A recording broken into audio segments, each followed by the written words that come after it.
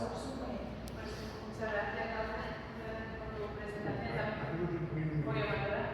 Muchas gracias también a los organizadores del Congreso y a los presentes, ¿no?, por sus interesantes propuestas, como estar escuchando las dadas, porque me permite conocer otros campos de investigación y también pues, hacer networking, ¿no?, con compañeros interesados en los mismos ámbitos.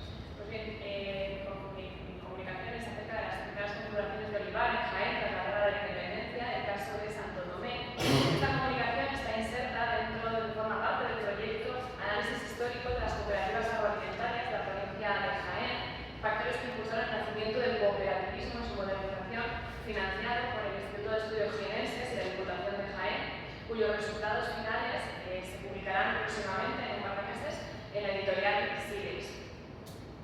Para analizar correctamente las primeras configuraciones olivareras en la provincia de Jaén, hemos tomado como caso de estudio la plantación de olivos promovida por el duque de Montemar en Santo Tomé en 1818, para lo cual se conserva un testimonio único en el archivo histórico de la nobleza, un croquis con la descripción geográfica completa del plantío de olivos realizado por el contador y apoderado del duque, Tomás Puertolas, con el objeto de reparar la maltrecha situación económica de este pueblo del Alto Guadalquivir tras la Guerra de la Independencia y la inestabilidad política de comienzos del siglo XIX. Es un documento excepcional, pues apenas se conservan mapas o planos tan esquemáticos referentes a una cuestión en épocas pretéritas. Destacar el nivel de detalle del croquis, con una leyenda extensa y un preciso dibujo artístico y técnico del lugar que lo hacen único para comprender e interpretar mejor el devenir económico de la provincia de Jaén tras la invasión napoleónica, siguiendo un ejemplo acotado.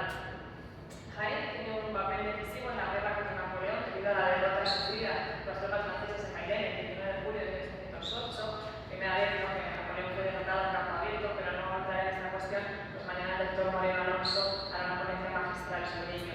Sin embargo, la guerra de la independencia trajo consigo un espíritu renovador en la política y la economía, fruto de los cambios en las mentalidades, las nuevas corrientes e ideas, como por ejemplo, el Estatuto de Montemar, las nuevas configuraciones de olivar y deseos de regeneración económica que se fomentaron en estos años en virtud de ese espíritu reformista.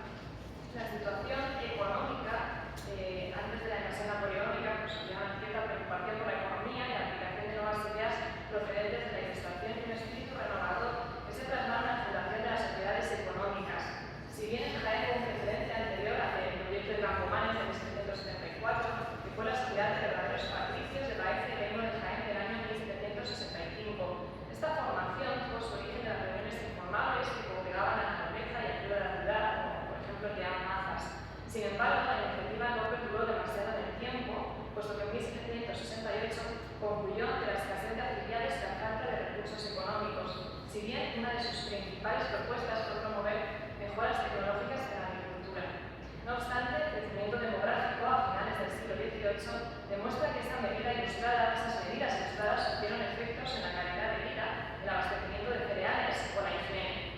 A fines de la Edad Moderna, aquellos nobles que se reunían en las centurias promovieron el desarrollo del olivar por los valles de la cuenca del sur del Guadalquivir, pues en la zona comprensión de este cultivo desde fines de la Edad Media, es decir, Andújar, se consolidó pero no se expansionó. Este crecimiento vino por el interés de los nobles, más bien la burguesía rural, convertida en terrenos desamortizados en las últimas décadas del periodo, interesados en incrementar sus negocios y buscar nuevos mercados con productos fácilmente exportables, que suponían incluso el 17% de las exportaciones nacionales en la primera mitad del siglo XIX. A principios de la centuria, la plantación olivarera se centró en la sierra de Cazorla y en la sierra de Cazorla, y el mejor ejemplo es Santo Tomé. La convergencia de la recuperación demográfica y las ideas ilustradas propiciaron la llegada a Jaén del liberalismo económico. El capitalismo y el crecimiento económico de la provincia a lo largo del siglo XIX tuvieron como protagonista al sector oleícola, con la especialización en aceites comestibles utilizada en el mercado nacional a partir de la segunda mitad de la centuria, posible gracias a la liberalización del suelo anteriormente sometido a algún tipo de señorío, en especial a las órdenes militares, hasta desde la Edad Media a presente, ¿no?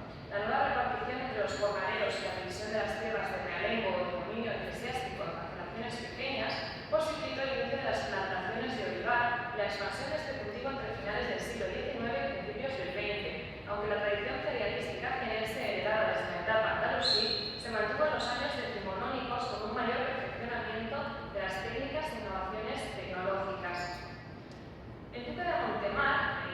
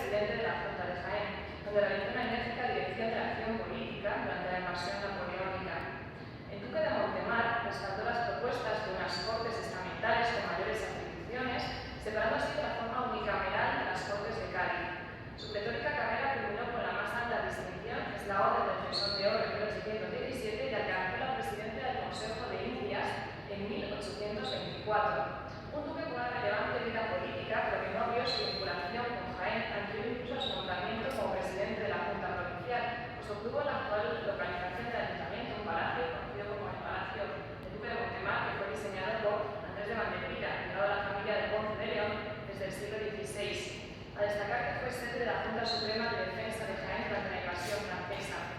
Su unión a la provincia fue tal que, a pesar de sus muchas funciones y cargos en la capital de España, siguió interesado en el devenir económico de Jaén, conocedor de los retos a los que se enfrentaba la provincia, tales como la innovación tecnológica y el impulso para crecer de la misma forma que lo estaban haciendo otras ciudades.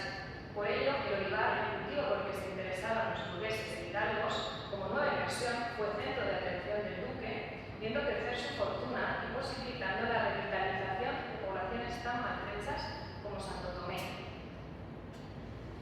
El documento que vemos en pantalla especifica cómo se realizó la plantación de olivos. Al comienzo adjunta una carta al contador y apoderado general del duque, la epístola, que se escribió en Baeza el 29 de agosto de 1718 a modo de resumen del informe que se realizó. La pretensión era el fomento y protección de un enclave importante como Santo Tomé, una empresa que nació con la idea de perdurar en el tiempo y con participación de más personas, pues las palabras del administrador tratan la idea de cooperar en el proyecto. Eso está escrito tal cual en el informe. Una primigenia idea de nacimiento del cooperativismo de que ves hasta ahora, que dice, así como pueden leer: quisiera yo que todos los interesados en ellas y sus favorecidos entrásemos en cooperar con nuestros medios al más pronto y perfecto complemento de este proyecto, en que yo daré desde luego por mi bien empleado lo que vuestra excelencia guste a sí mismo y yo pueda verificar en su obsequio. A continuación, el documento inserta un mapa dedicadamente realizado, que incluía la delimitación de los terrenos del duque de Montemar, una planimetría cuadrada a todos los lados con el número 6, los límites del río Guadalquivir, que corresponde al número 2, y los de Cornelisa Cazorla, al número 3. En el margen inferior derecho aparece marcado el mediodía y enumerados la descripción de cada uno de los terrenos dibujados. En el margen inferior izquierdo se señala una serie de árboles identificados como olivos, por la similitud que guarda con los trazados de los números 6 y 13. Entre ambos se da la confluencia del Guadalquivir y uno de sus afluentes, el Cazorla, que es el número 20. En la parte superior derecha se marca el camino hacia Cazorla, suponiendo el levante, mientras que en la zona superior izquierda se recuerda la dirección de Villacarrillo y Cita Torafe, que es la actual Isla Torafe. Se observa perfectamente en el croquis que el tamaño de los terrenos a plantar es 7 veces mayor que el del propio pueblo. Entre las plantaciones y el sitio de Santo Tomé existían unas tierras destinadas a la construcción posterior de un molino aceitero, que es el número 8, al lado de la huerta de reciente instalación y el doble de grande que las primeras, que son el número 10. Los terrenos más próximos al núcleo poblacional fueron trabajados y plantados en último lugar, que es el número 7. El mismo año de 1818 en que se fechó el documento y por ello aparece todavía sin dibujar. Otro de los puntos más interesantes es la huelga de olivos criados, que es el número 13, implantados por un vecino del lugar llamado Don Eugenio, apartado del nuevo plantío, un terreno realmente estrecho en comparación, por lo que el cultivo en las tierras huertas fue residual, situadas junto a la huerta vieja del molino, que es el número 14. El siguiente cuadrante se refiere al molino harinero, que es el número 15, próximo a la parcela de Montiel, que es la número 18. Todo lo detallado en el mapa aparece desgranado en un texto que lo acompaña, suponiendo un total de 28 puntos a los que se añaden 3 notas o adiciones en la parte final. Fechado en Santo Tomé, 17 de agosto de 1818, tras un vasto estudio de los beneficios y riesgos de la empresa, así como de sus necesidades y cualidades.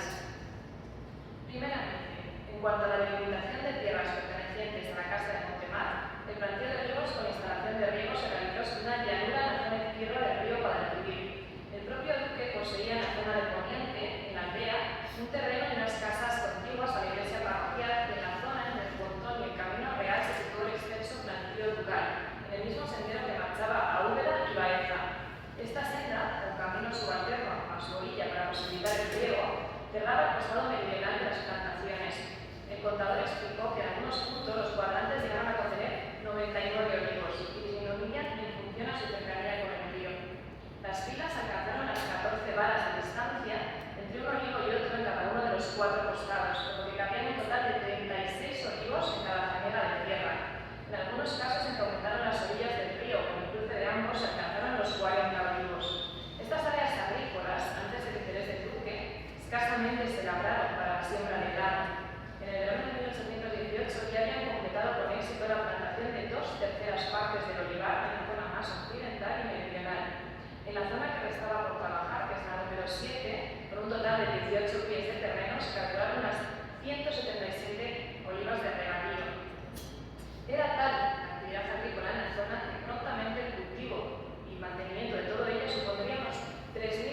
euros anuales, considerando que tardarían 10 años en obtener beneficios, conllevaría un gasto de 30.000 ducados, además de los 99.351 maravedíes invertidos entre 1814 y 1818 para poder emprender la empresa. Solo para la acción de Ollar y plantar el palo hasta Villacarrillo fueron necesarios más de 9.000 maravedíes. Tales costes eran excesivos de soportar, por lo que buscaron desde el primer momento soluciones para ahorrar costes. Comenzaron con 5 o 6 rutas de bueyes, pudiendo ser vacas al resultar menos costosa su cría y por la comodidad de mantenerlas en los territorios de Santo Tomé y de Cazorla. Para acometer estas acciones, se especificó que todas las contribuciones y necesidades del olivar supusieron una deuda de más de 12.000 maravedíes. La Casa de Montemar venía sufriendo atrasos en los pagos y obligaciones por todo lo que estaba gastando, debido a las dificultades de creación de esta plantación de olivos, por lo que Santo Tomé fue una inversión sumamente arriesgada en el momento. En el verano de 1818 se dio la orden de que se plantasen rápidamente todos los olivos en aquellos terrenos aún vacíos para obtener resultados en un máximo de 2 años, sumando un total de más de 6.000 olivos.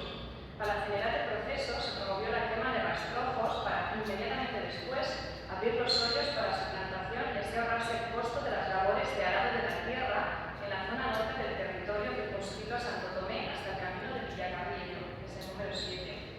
Debía realizarse la tarea antes de la llegada del invierno, suponiendo un importe de 6.000 maravedíes que enviarían desde Baeza al administrador de la villa.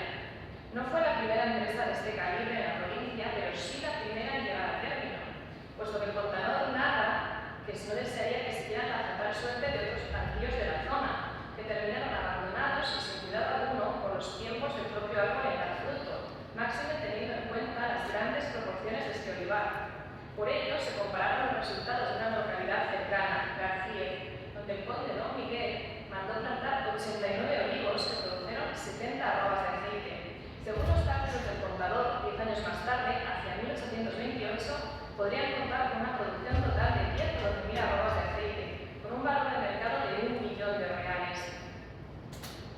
Culminarían las disposiciones del duque con un resumen de por qué era más ventajoso el plantío en Santo Tomé que en otras poblaciones cercanas, pues por la calidad del terreno, abundancia de agua y mayor extensión de olivar, hasta un 50%, insistiendo en que los resultados se alcanzarían con el esperado cultivo por un menor coste si se labrase con yuntas propias del duque, recomendando encarecidamente el cuidado y fomento de este olivar y que para ello se destinasen los ahorros que fueran necesarios del ducado. La siguiente adición planteó las acciones que acometerán a futuro en otro espacio de terreno sin cultivar, en el número 8, de una fanega de sembrado, que resultó peñascoso y con una ligera elevación sobre la planicie de la Vega y por iniciativa del propio contador, se consideró preferible destinar la creación de un molino de aceite, un almacén, un patio y caballerizas. A ello se añadía la cercanía a la casa de la administración, el abundante agua y la que era fruto de la limpia unión de las avenidas de olivar. Por concluir, este centenario expediente del plantío de olivos en Santo Tomé posibilita el estudio de las primeras configuraciones de olivar en la provincia y denota la importancia de la inversión privada en un contexto de regeneración económica. La mala situación que atravesaba la provincia a comienzos del siglo XIX, debido a la crisis que arrastraba España desde el cambio de siglo y la invasión napoleónica, supusieron un acicate en la toma de medidas socioeconómicas para paliar la coyuntura. La suma de estas circunstancias posibilitó el nacimiento de un espíritu reformista y renovador en materia económica, fruto de las nuevas ideas ilustradas, de las que el duque de Montemar fue un paradigma. De hecho, en la región se fundó la Sociedad de Verdaderos Patricios de Baeza, del Reino de Jaén, en 1765, siendo el precursor de todas las sociedades económicas cuyos resultados impactaron en la demografía, a pesar de la infraestructura deficitaria imperante en la provincia. El duque de Montemar, ligado a Jaén, como hemos dicho, desde su residencia en la Junta Provincial durante la Guerra de la Independencia, consideró que la provincia necesitaba una revitalización económica a través de la agricultura, apostando por el plantío de olivos en Santo Tomé, en lo que sería el primer modelo de olivar a gran escala desde la época romana, siendo consciente que implicaba una gran inversión dentro de las poco saneadas cuentas locales, lo que proporcionaría grandes beneficios a corto plazo. El documento del plantío fue redactado por el contador del duque, hemos dicho, en agosto de 1818, con el desarrollo del olivar y su parcelación, así como los costes y las presumibles ganancias. Destacar que fue germen de una idea, la de propiedad, que citan textualmente, un proyecto que nacía de la inversión del duque con la concepción de implicación de más personas en el negocio. Es una de las primeras manifestaciones de cooperativismo, una noción que se consolidaría con el tiempo. Los terrenos destinados a plantación eran 7 veces el tamaño del pueblo, lo que atestigua la envergadura de la empresa, además de que el propis plasma con una precisión absoluta el planteo de olivos. Cada panera o cada cuerda de tierra se encuentra descrita, haciendo un total de 99 olivos por cada cuadrante dibujado. Estos extensos terrenos, anteriormente al negocio agrícola del duque, eran terrenos cerealísticos y en menos de 2 años se completó la plantación de sus 2/3 partes. El estudio realizado dictaminaba que en 7 u 8 años comenzarían a florecer y en 10 a dar frutos, con un gasto de 30.000 ducados hasta ese momento. Aparte de las ganancias, la configuración del olivar dejó una huella de más de 12.000 maravedíes, una deuda, perdón, de más de 12.000 maravedíes, sumado a la crisis económica que atravesaba el ducado, por lo que existió la posibilidad de desistir en cualquier momento de esta riesgosa empresa. Finalmente, a partir de los 6.000 olivos plantados en el verano de 1818, la empresa pudo ir resultando factible. Hubo un precursor en la zona, como hemos dicho, la plantación olivarera de García, que no obtuvo los resultados esperados, mientras que otras se abandonaron, por lo que la de Santo Tomé fue la primera en concluirse. Para completar el extenso cultivo se acometieron acciones como la creación de un molino aceitero y una serie de instalaciones necesarias como almacén o caballerizas, por lo que se creó todo un sistema de producción agrícola perfectamente diseñado para el cultivo tradicional del olivar destinado al mercado nacional y a la exportación internacional, asentando las bases del olivar, que fue el motor económico de Jaén desde el siglo XIX. Y con esto, pues quiero dar muchas gracias por su atención.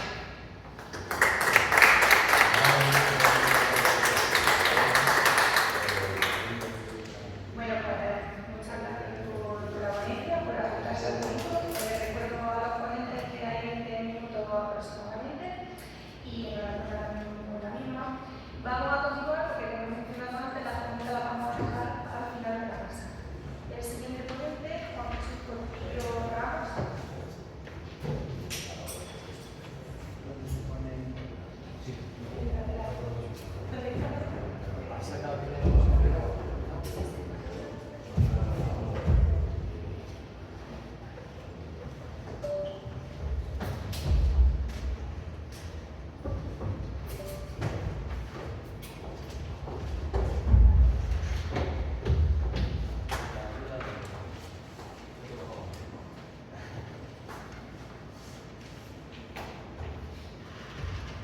Bien, pues mientras haga la presentación voy a proceder a leer una línea sobre el currículum de Juan Jesús Portillo Ramos. Es cronista oficial de Castillo de Arenas.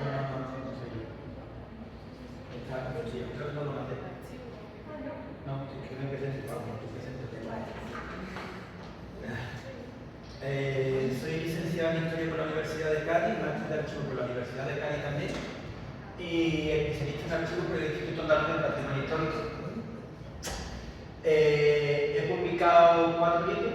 El primero es Aguas de Cosamar, 200 años de servicio de la salud, de Gaelina Siles, Apunte para la Historia de Puerto Serrano, donde ya empecé a disfrutar lo que era la historia del Ducado de Ahumada y los marqueses de la Amarilla.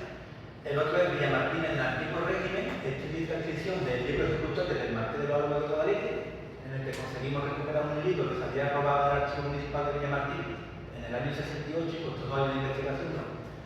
Y bueno, el último, en colaboración con Juan José Gómez Vidal, el Ducado de Ahumada, una familia al servicio de España, en el cual he incluido 1.600 páginas de transcripciones de manuscritos inéditos, más 600 de investigación. Y ahora está próximo a salir Bailén, la campaña de Andalucía en 1808, más otro más que estoy trabajando ahora porque soy archivero, bibliotecario y historiador del Ducado de Ahumada. Este libro que tenemos es Bailén, la campaña de Andalucía en 1808, los manuscritos inéditos de Pedro Agustín Girón y Francisco de Saavedra. Empezamos con la ilustración, pues he puesto la portada de un grabado que recuperé de la Casa Ducal, adquirido en París en 1838 por Pedro Agustín Girón Cascasa, cuarto marqués de la Amarilla, primer duque de Ahumada y 2 veces ministro de la Guerra.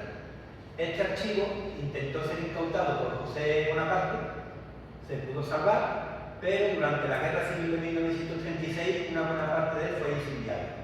Y ahora, desde el mes de marzo, más o menos, estoy recuperando los restos que se salvaron. Estaban dispersos por distintas partes de la finca, los estoy reuniendo y los estoy inventariando.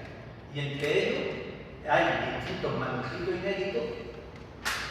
El que nos concierne es este que tenemos aquí, autógrafo de Pedro Agustín Girón Las Casas y también de Francisco de Saavedra o Francisco Javier Castaño, del cual también hemos localizado documentación.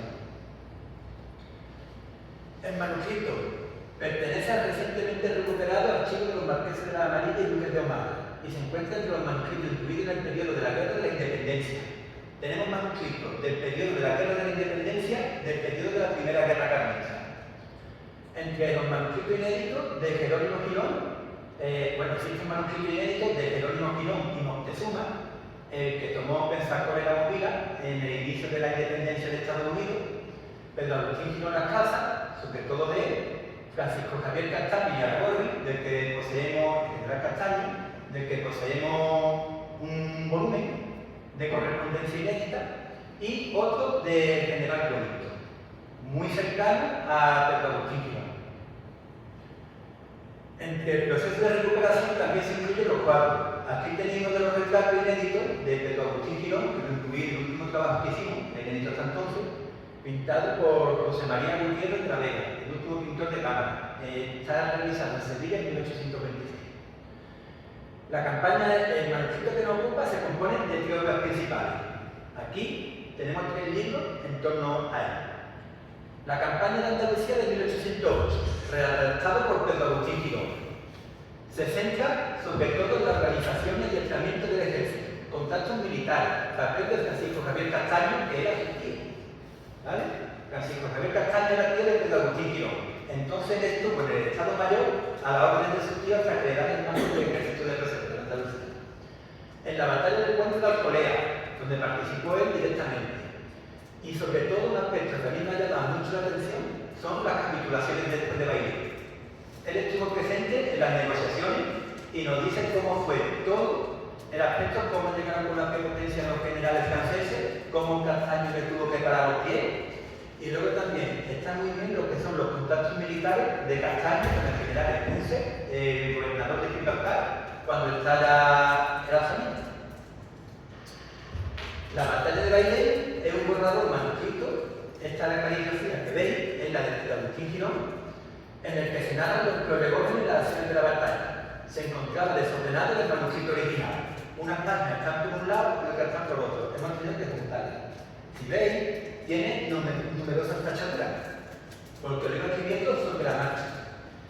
Y por ejemplo, para que veáis el tipo que tenía, comienza: trabajada la España por las continuas guerras que se habían visto forzadas a sostener, exhausta por la incomunicación con sus colonias y los lentos progresos de su industria, oprimida y mancillada por el dominio intolerante de un insolente favorito, un verbo impenetrable sin destino, cuando la mano de la providencia cubría la nación de romper, colocando en su trono al heredero de la corona, los corazones de todos sus hijos se abrieron a la esperanza.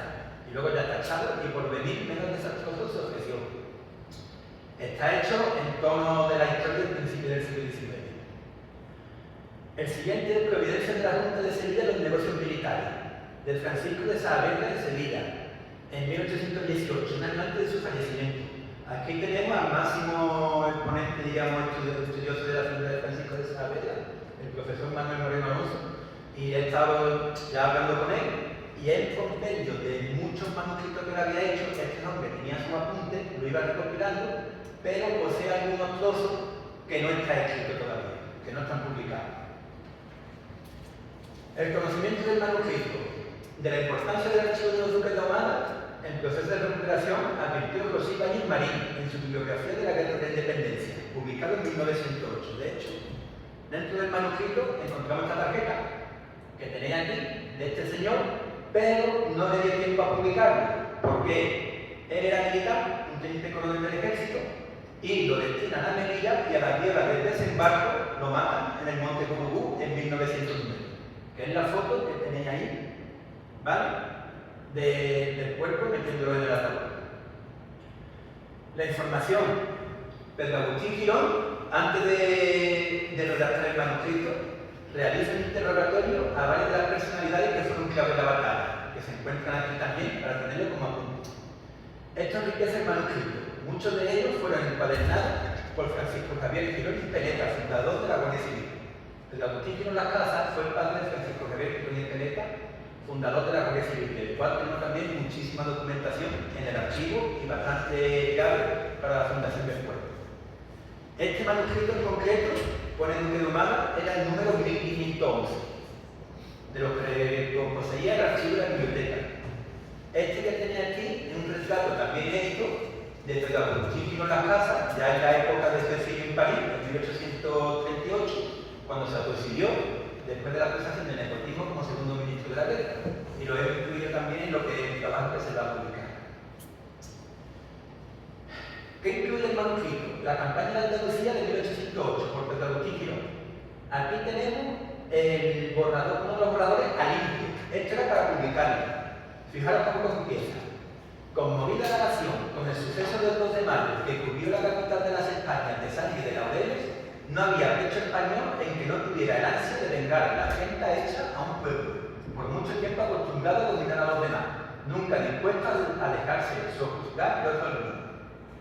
Lo que yo he comentado, el la orden del general Castaño, su tío, hace que sea testigo de excepción de lo que se ordenaba en el cuartel general, tanto en la formación del ejército como en las posteriores conversaciones de paz con los enviados de Dupont. Es muy curioso cómo consiguen, o sea, el pacto con el general Spencer, que le mandan 5.000 soldados al puerto de Santa María, cómo envían emisarios hacia el Peñaperro diciendo que eran 50.000, y cómo los franceses envían a 2 emisarios que decían que no conocían nada del ejército a Carmona. Ellos le vendan los ojos y cogen a 4 irlandeses, 4 o 5 irlandeses, y lo van poniendo en cada uno de los puntos de la fortificación, para que creyeran que estaba toda fortificada. Nos da mucha información, no esto, sino el posterior archivo sobre los servicios de inteligencia. Los servicios de inteligencia españoles durante la Guerra de la Independencia. Detalla cuidadosamente las acciones en las que él participa directamente, como en la del puente de Alcolea.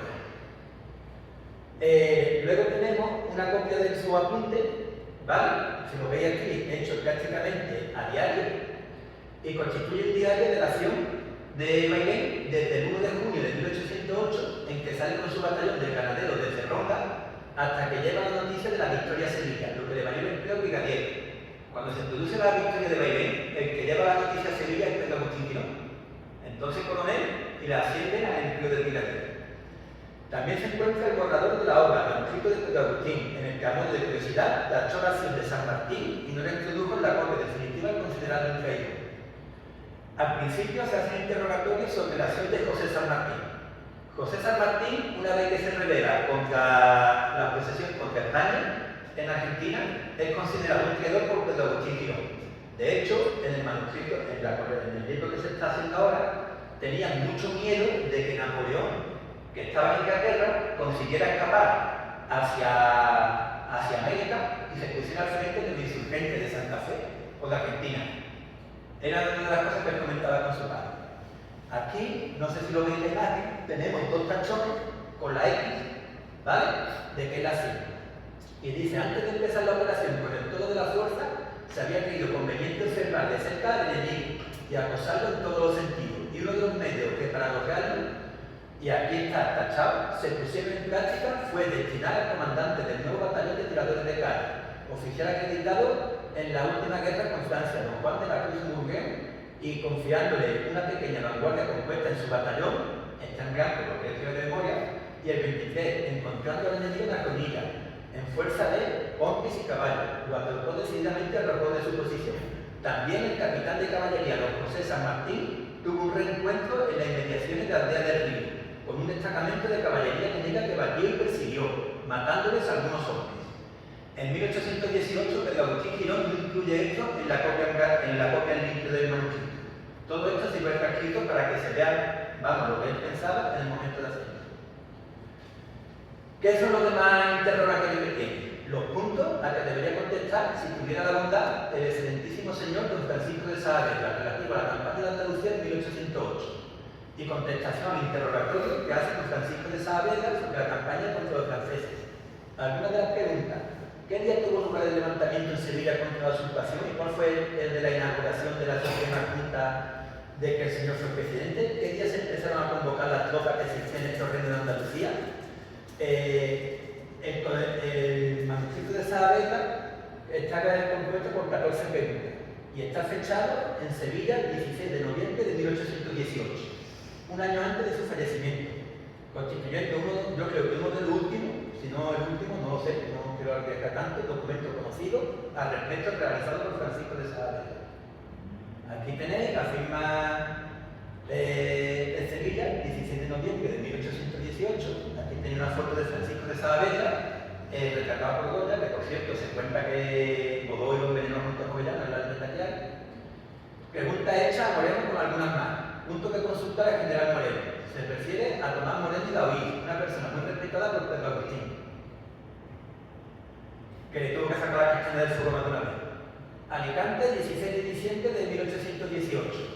Está redactada, este interrogatorio está hecho por Francisco Javier Abadía y Aragorne, ¿vale? Y comienza, por ejemplo, mi querido amigo, en contestación a su apreciable de vuestra merced el 28 del pasado, diré lo siguiente.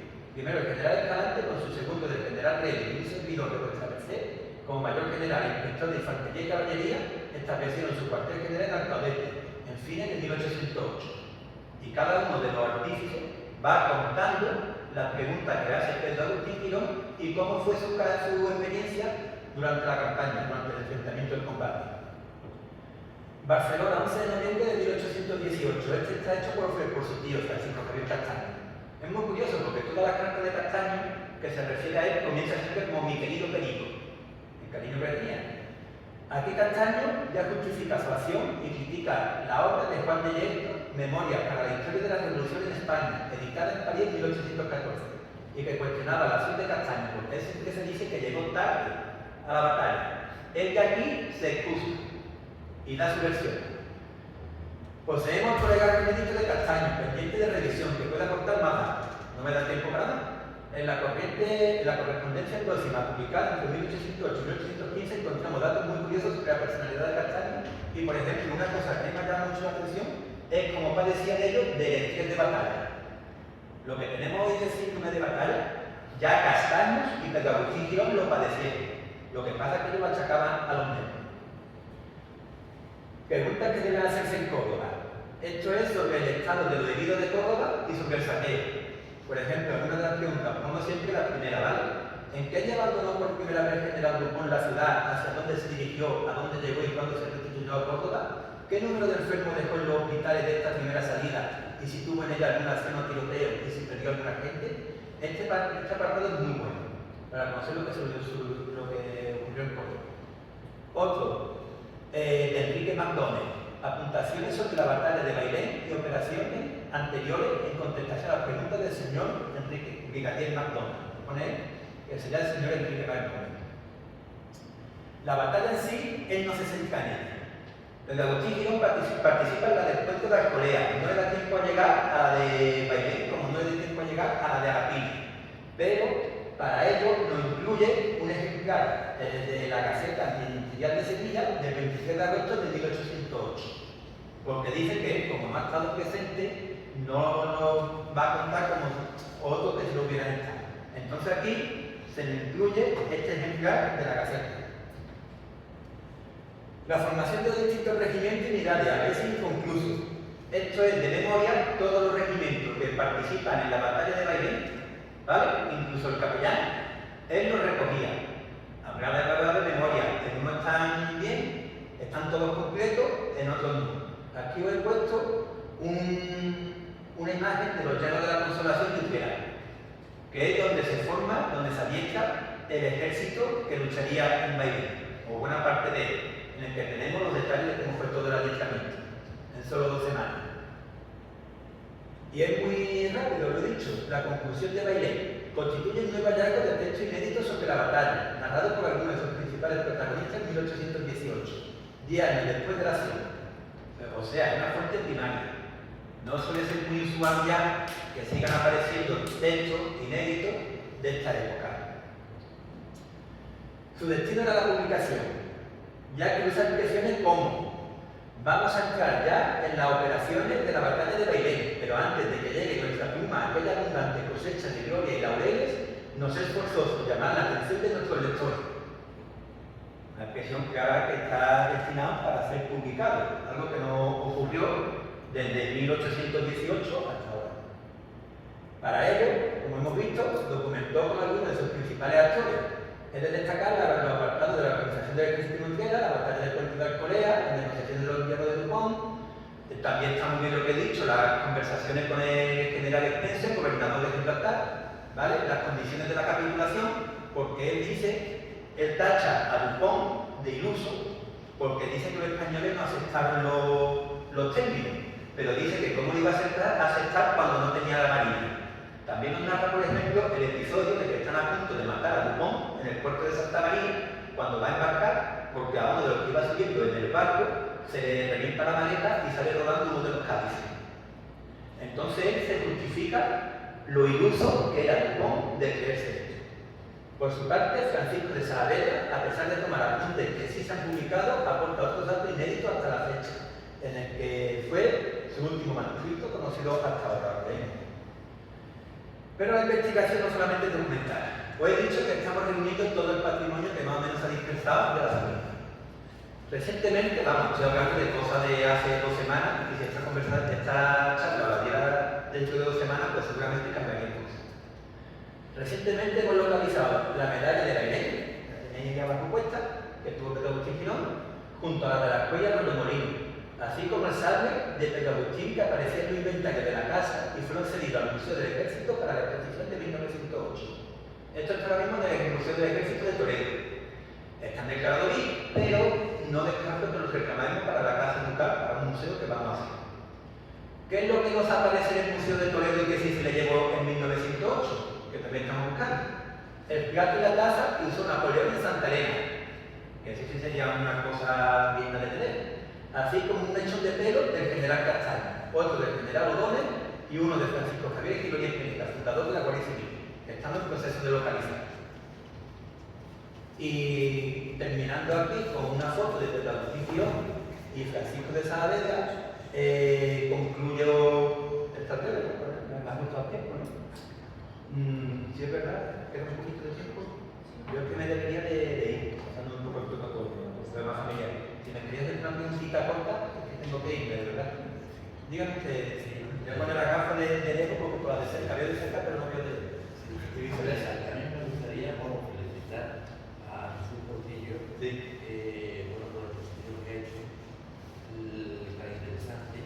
Yo he tenido la fortuna esta mañana de que él me ha dejado el libro que es la base precisamente de la mayor parte de la exposición, y lo he estado viendo. Claro, ahí hay muchas reiteraciones. Es un libro encuadernado para la biblioteca probablemente del Marqués de las Amarillas, el padre de fundador de la Guardia Civil, y se repiten varios textos. Hay que tener cuidado con frecuencia con las cosas, porque el propio don Francisco Saavedra, que es el personaje clave de la victoria de Bailén en todos los aspectos, él hace continuamente modificaciones. Correcto.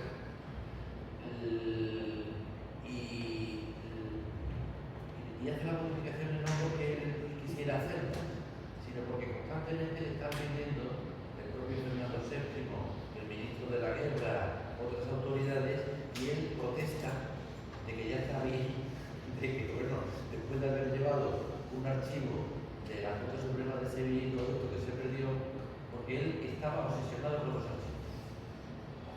Eso es muy importante tenerlo en cuenta, Jesús, y eso hasta el punto de que, por ejemplo, ahora en noviembre, en los primeros días de noviembre hay un congreso en el archivo de India de Sevilla, sobre el archivo y tal.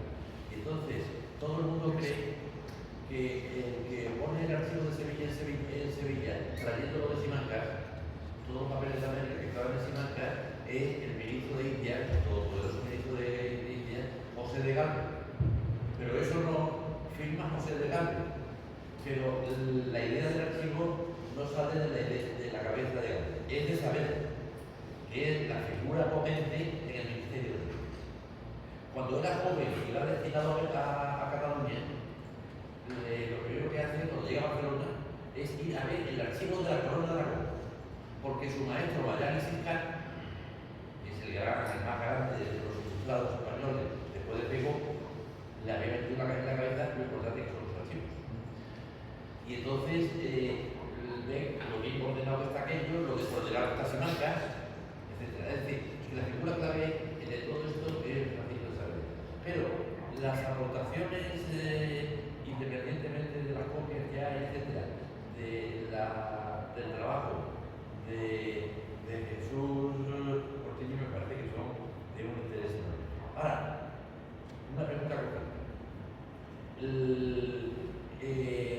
A mí no me consta que por el escalafón militar y tal estuviera, por lo menos, como no fuera el silencio en la mesa de negociaciones del Ventorrey y del Rural. No. A él le llevan ya lo que son las negociaciones, diríamos ya previamente como firmadas. Y Castaño es el que más o menos aceptó. Sí. Eso se narra aquí. Ahora, la pregunta mía es, sí, de acuerdo con lo que ha dicho antes, ¿qué dice Girón de la presencia allí que fue clave de Conde de Tilly? Que es el comisario político de la Junta Suprema de Sevilla allí. Voy a intervenir para intentar ser breve, dando abierto su programa. Es que no nos podemos perder la ocasión de las cosas tan interesantes que tiene ahí delante Jesús Portillo.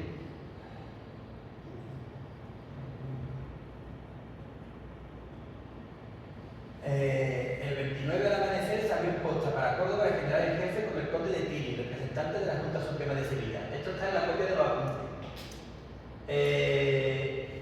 Dice, por ejemplo, la Junta se negó a esto por las mismas razones que el presidente había manifestado antes al general, pero el conde de Tilly se ofreció a él, lo solicitó con empeño extraordinario y después de muchas contestaciones se le concedió. Como no hemos estado en contacto, don Manuel, que yo quiero contactar con usted antes de haberlo hecho, le paso el borrador por correo electrónico. Ya usted te crea el nombre que quiera y le va saliendo lo que es. Luego también, es lo que yo estoy comentando con él antes, es muy curioso lo que hemos dicho, los servicios de información, que hemos encontrado las claves criptográficas para descifrar las cartas de José Napoleón al conde de Erlo y al mariscal Marmont, que supusieron la conquista, la expulsión de Portugal y la victoria de la batalla de Vitoria, nunca mejor dicho. Sí, vamos, son mucha documentación, la verdad, que para la historia de España viene muy bien. Yo me he centrado solamente en lo de Bailén, que es lo que teníamos, pero tenemos desde los virreinatos de Nueva España hasta la Guerra Civil. ¿Tenéis alguna pregunta más? Vale, pues vamos, muchas gracias por esta ponencia.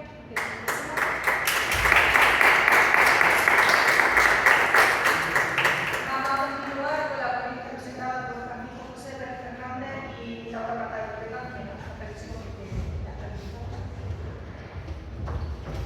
se titula El robo y la desemilla de la independencia de las poblaciones en la Cataluña en junio de 1808. En este caso, mi compañero a la presentación individual.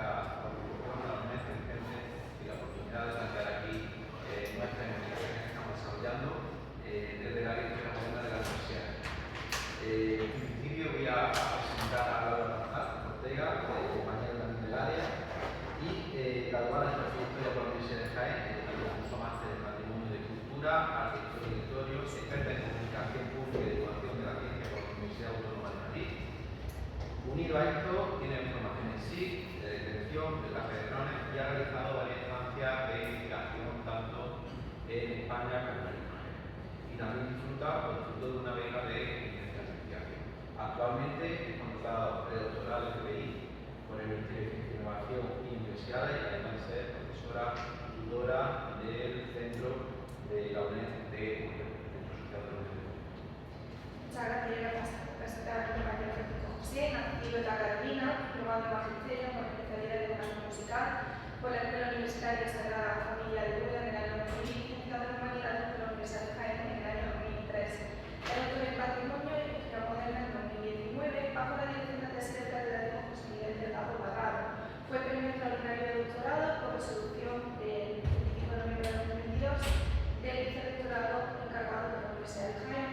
Es profesor asociado laboral del área de Historia Moderna en dicha universidad en el Departamento de Arqueología, Bibliotecas y Historia. Es miembro del Grupo de Investigación 155, Laboratorio de Experimentación Espacial de la Fundación Andalucía de la misma universidad.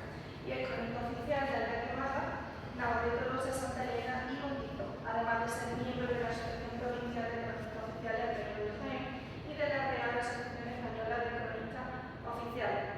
Su línea de investigación se desarrolla sobre el fenómeno borbónico, nueva población y la ilustración, con más de un centenar de trabajos entre artículos, capítulos y libros como Los colonios propietarios de las nuevas poblaciones de Sierra Morena.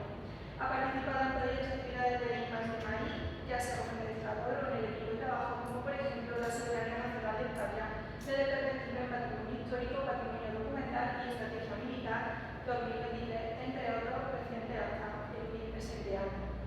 Igualmente dirige con José Miguel Delgado Barrado el proyecto de innovación docente de la Universidad del Museo de Experiencia de la Industria Moderna que desarrolla para el alumnado de los grados de Historia y Historia del Arte. Y finalmente, durante el año 2025 ha coordinado, junto con el mencionado catedrático del proyecto cultural, 6 ciudades en la isla de un ilustrado, el legado de Pablo de Olavide en 1725-2025 por el 30 aniversario del nacimiento del superintendente de la nueva población. Bien, con esta paso a nuestra publicación. El robo y la tesorería, la independencia de las poblaciones en la Carolina, junio de 1808. Bueno, muchas gracias, Laura. Vale.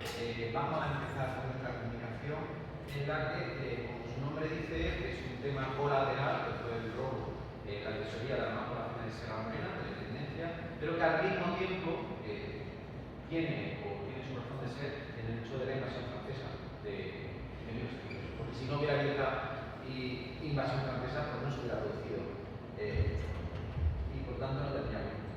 De lo que se trata al fin y al cabo, o lo que traemos Laura y yo con esta comunicación, es conocer cómo se preparaba la entrada de los franceses de la Carolina y de otras poblaciones, de dependencia de las poblaciones, en los días previos a la batalla de Bailén. Y cómo fue dicha entrada utilizando expedientes, fuentes indirectas y directas que nos van a hacer, como en este caso del robo, la independencia de las nuevas poblaciones del tesoro, y cómo nos van a hacer aproximarnos a esta batalla, porque muchas veces, lógicamente, lo que sería la batalla eclipsa todo lo demás.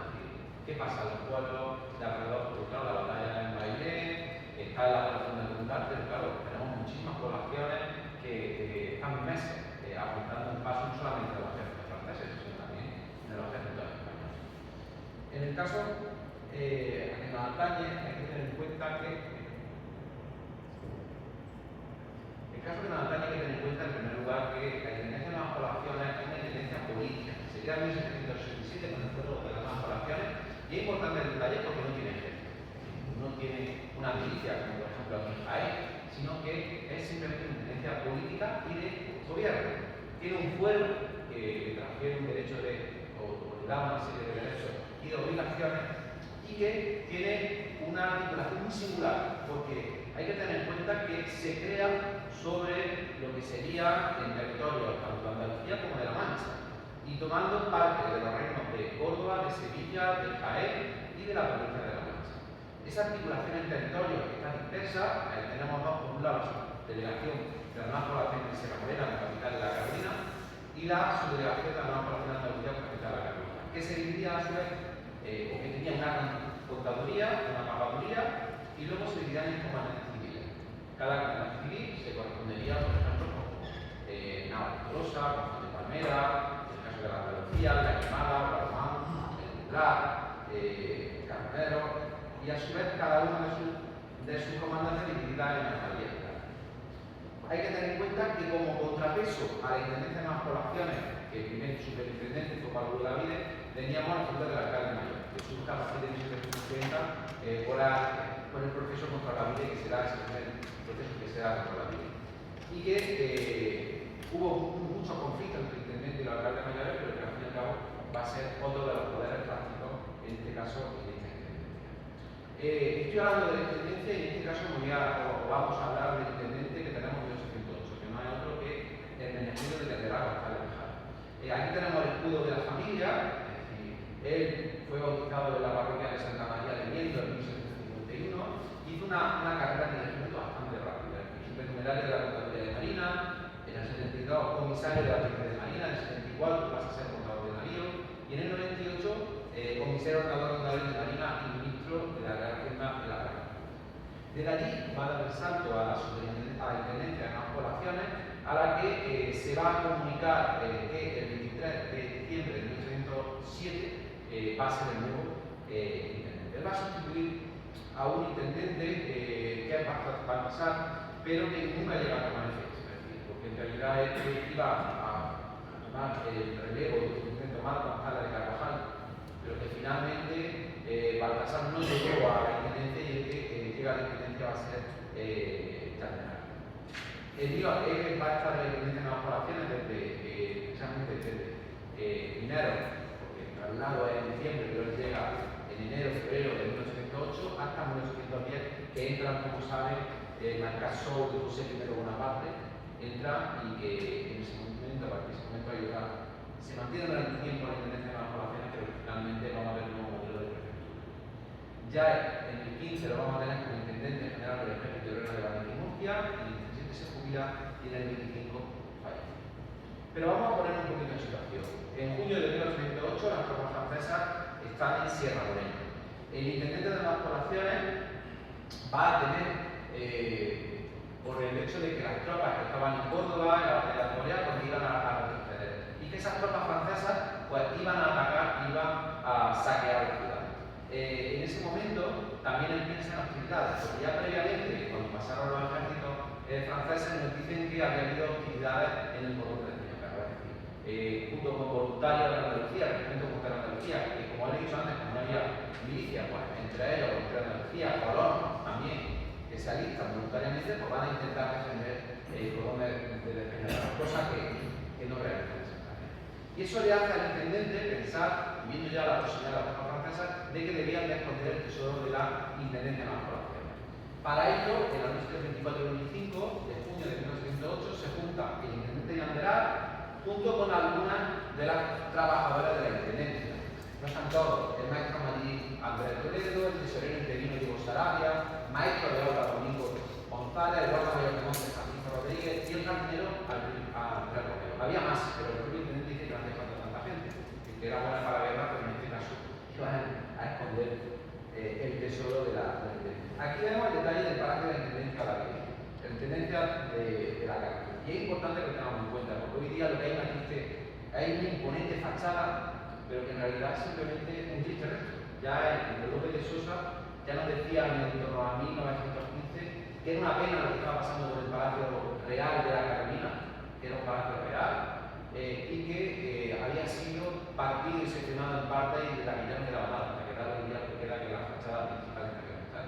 El palacio seguía la parte noble para la izquierda, para la izquierda, conforme ven, y al lado de la iglesia de la Carolina, que no tiene torre, porque la torre se construye en un también seguía el palacio. Y este expediente, entre otros, nos ayudan a saber un poquito el tema de cómo estaba o cómo se distribuía el palacio. Es decir, entramos a la parte, había una escalera central, encima con el balcón de palo, que es de hierro, pero de palo de origen, teníamos la sala principal, y luego a la izquierda, aquí a la izquierda del balcón teníamos la habitación del intendente.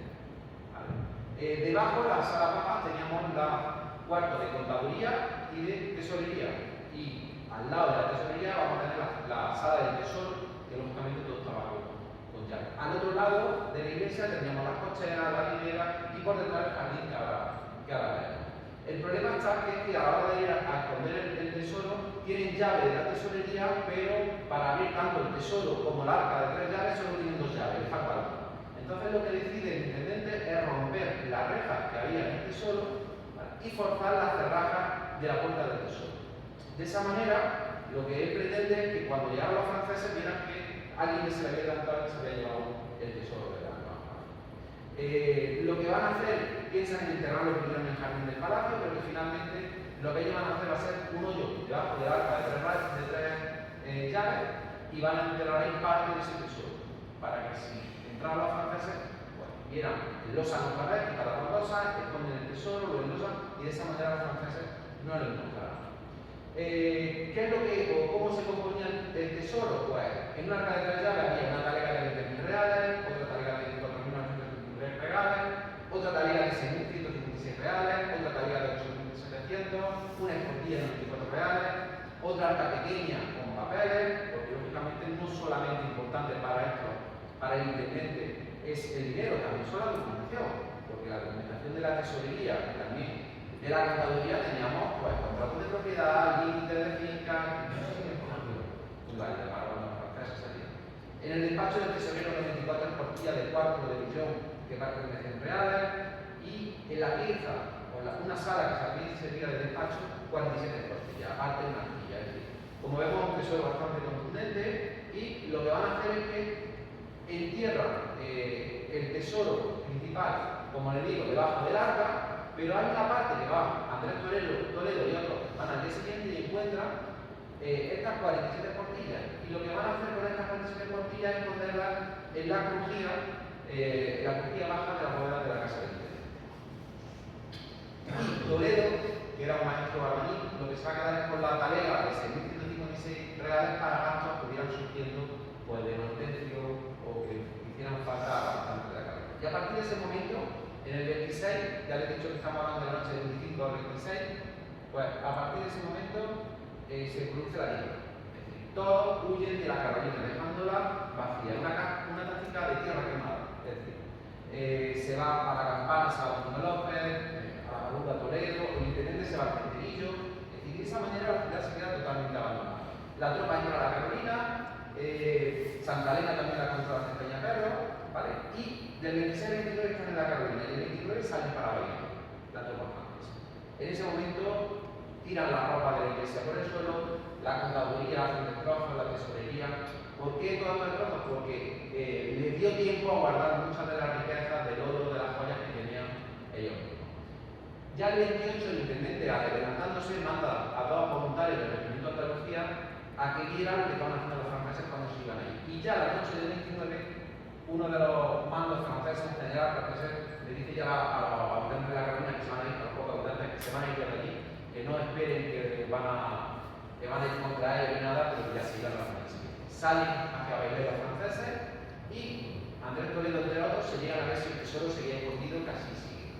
Y lo que van a ver es que destrozos que han hecho los franceses, tanto en el palacio, como en la iglesia, como en la cantonería, como en todos lados. Y otra cosa que me llama la atención es que de vez en cuando se llega a decir que vienen los franceses y todos huyen despavoridos otra vez a la sierra. Y eso nos dice mucho del estado del nerviosismo y del miedo que tenían ante las tropas francesas que estaban en el día 30 de junio no tenemos novedad, y el día 1 lo que ya sabemos por estos expedientes es que los franceses habían ido al depósito de la Carolina y que estaban vendiéndole el trigo del depósito a los propios habitantes de la Carolina. Y que a las 4 de la tarde del día 1 de julio el tesoro continuaba en su sitio. La sorpresa es el día 2, cuando Andrés Toledo, el maestro de obras, visita la tesorería, porque todos tenían orden de pasar de vez en cuando por la tesorería y ver si estaba el dinero allí, y ya ve que ha robado el dinero. ¿Vale? Se lleva las tortillas que habían quedado en la crujía, que no la habían robado, se la lleva a la Baluda, que es una finca en la Sierra Morena, y da aviso al intendente de nuevas poblaciones de que ha robado el tesoro. Ese ya momento, todavía estamos hablando del día 2 de julio, pues ya el día 4 los franceses, ya sabiendo que han robado el tesoro, teniendo la noticia del intendente de que lo han robado, los franceses son notificando a la sustancia de la Carolina. Esta vez 37 carros con soldados franceses y caballería que fueron a robar cereal, trigo del depósito de la Carolina. Aquí vemos la imagen del depósito de la Carolina se pierde en los años 90, lo tiran, no lo valoran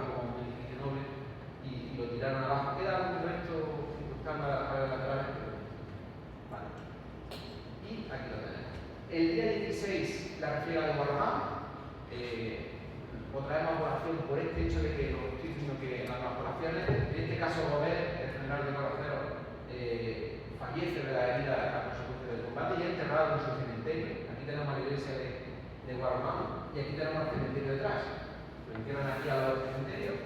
Y el día 19 tenemos la batalla de Valle. Aquí tenemos precisamente Valle y el Rumbral, la palabra del tornillo del Rumbral que está aquí, que es la zona, una de las zonas de control de los franceses.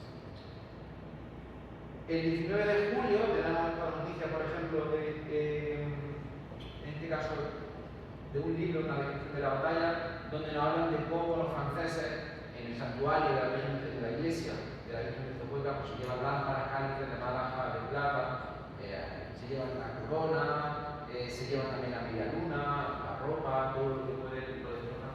Y es de los pocos sitios que no que sabemos que se llevaron cosas. Por lo que parece la Carolina, lo que nos dicen que revuelven la ropa buscando cosas que no encontrarían muchas, por así decirlo. Y ya el 21 tenemos otra población de Sierra Morena y Carbonero, como en este caso ya, después del golpe fuerte de la batalla de Belén, los soldados de Belén, tropa y caballería, entran a Carbonero y lo que van a hacer otra vez va a ser robar el depósito, robar el cereal, romper las puertas del depósito, entrar a robar la iglesia, la casa del comandante civil y en otras casas.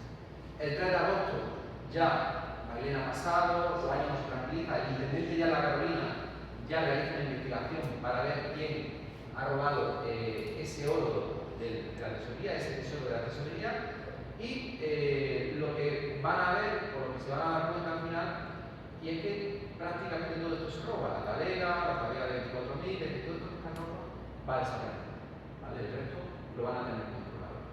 Ahí empieza una pesquisa, empieza el expediente en el que van a ver quién ha sido, mandan a la cárcel porque ellos con las pesquisas ven como más posible autores de este robo, tanto a Andrés Romero, jardinero del Palacio, como a Andrés Toledo, el maestro allí, los meten en la cárcel de la Carolina, ¿vale? Y ahí van a estar hasta el mes de noviembre, que el cura de la Carolina, Juan Rubio, llega y da una nota con un secreto de confesión diciendo que le habían entregado 3.220 reales de Bellón de 7.000 que se habían gastado lo que faltaba y que había, el fondo de la tesorería estaba ya enterrado, ¿vale? Dentro de los cámaras y en el jardín o huerta del palacio dentro de la bóveda, ¿vale? Con lo cual parece ser que el asunto se iba ya resolvido. El expediente va bastante luminoso, hay tareas de todos los que habían participado en esconder ese tesoro y tenemos a dos personas, es decir, dos personas que pueden ser Andrés Romero, jardinero del Palacio,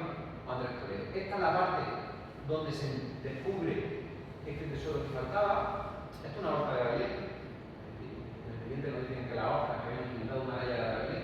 Y vemos lo que les estaba comentando antes, es decir, la lástima del palacio y la magnitud del palacio de David y el expediente, la riqueza de detalles que nos da, que son estas pesquisas sobre descubrir el robo y al mismo tiempo nos dicen pues, dónde estaba la tesorería, la juntaduría, el harinero que estaba aquí con las cocheras, cómo habían emparrado aquí enfrente de la ermita de San Juan de la Cruz, la alberca que se llamaba la alberca grande y que nos va, o este dibujo nos muestra muy bien a través de este plano, es decir, de la imponencia que tenía el palacio dentro del entramado histórico o dentro del entramado urbano de la Carolina. Al final, el culpable, perdón, un poco rápido, era el jardinero, como no podía ser de otra manera, ¿vale? Estaba como cantada la cosa. Y aparte de la anécdota esta que me ha servido en contar el control del robo, lo que sí queremos poner de manifiesto con esta comunicación es que como a través de la documentación de archivo, en este caso del archivo de la Carolina, podemos conocer de expedientes que en principio no son relativos directamente a la Bahía Mayor, pero como hemos podido hacer lo que pasaba en esas poblaciones, poquitos datos, pero ya vamos conociendo lo que ocurrió, cómo ese arco temporal del 8 también nos permite establecer pues, por días, por meses, más o menos lo que va pasando en esas poblaciones. La orden de la intendencia de nuevas poblaciones, cómo Yanderán, lo primero que hace, no podemos olvidar la formación militar, cómo le dice a la población que se vaya, que se escondan las cosas, que se vaya a la sierra, cómo prepara las defensas, las casas de defensa del cordón militar de Peñaperros, que no sirven para nada, pero bueno, que ahí la hace, y al mismo tiempo, cómo la Carolina queda deshabitada mientras que para los franceses, con esta táctica política de tierra quemada y esconden estas cosas de valor.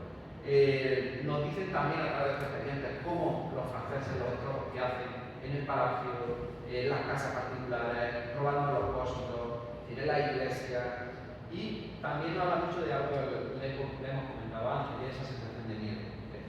Es decir, simplemente decían, vienen los franceses y salían todos corriendo, otra vez a la sierra a esconderse, luego iban al día siguiente al amanecer, porque al fin y al cabo estaban solos.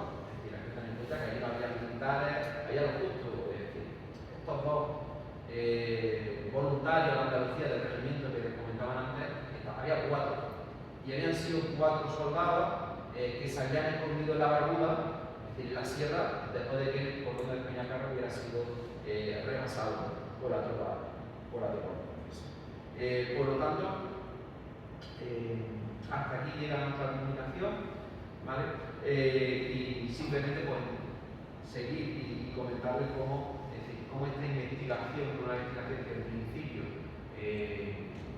no iba a decir mucho sobre lo que sería la batalla de Bailén, pero como sí nos aporta sobre todo datos importantes relativos a las poblaciones que tenemos en el Camino Real de Madrid y a la población de Sierra Morena.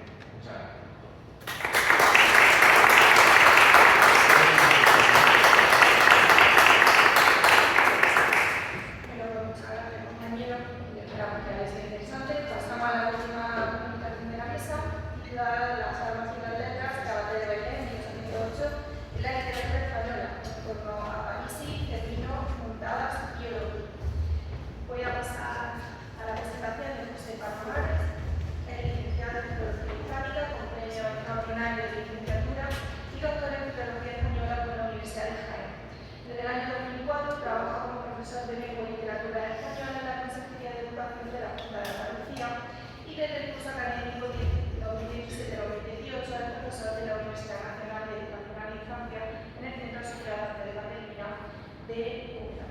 En 2020 fue elegido académico correspondiente de la Real Academia de Ciencias, Bellas Letras y Nobles Artes de Córdoba, donde previo pronunciar su discurso de ingreso. Ha publicado hasta la fecha 5 libros: Fortuna de Fray de León en la literatura española, siglo XVI-XVIII, Madrid, de la editorial Agustiniana, 2016, El Cardenal Cisneros, Iglesia, Estado y Cultura, Madrid, editorial San Pablo, 2017, Francisco Valdés, crítico literario, correspondiente y nota del lector, La Costa del Llama, presencia de Felipe de León en la poesía española contemporánea desde el modernismo a Miguel Hernández, Jaén, Universidad de Jaén, 2020, Felipe de León, poesía completa de la República Castro de Madrid, 2021. Asimismo, ha publicado una treintena de artículos en revistas científicas y ha participado en congresos nacionales e internacionales. Sus principales líneas de investigación son la obra de la fortuna de Felipe de León en la cultura española, la literatura de la Edad de Oro, la recepción de los clásicos de la letra contemporánea y la relación entre poesía e historia. Muchas gracias, Laura, muchas gracias, Vicente, por la oportunidad de poder participar en este fantástico congreso en el que he elegido como tema la batalla de Bailén. Y hablar de la batalla de Bailén en presencia del maestro don Manuel Moreno Alonso acongoja un poco.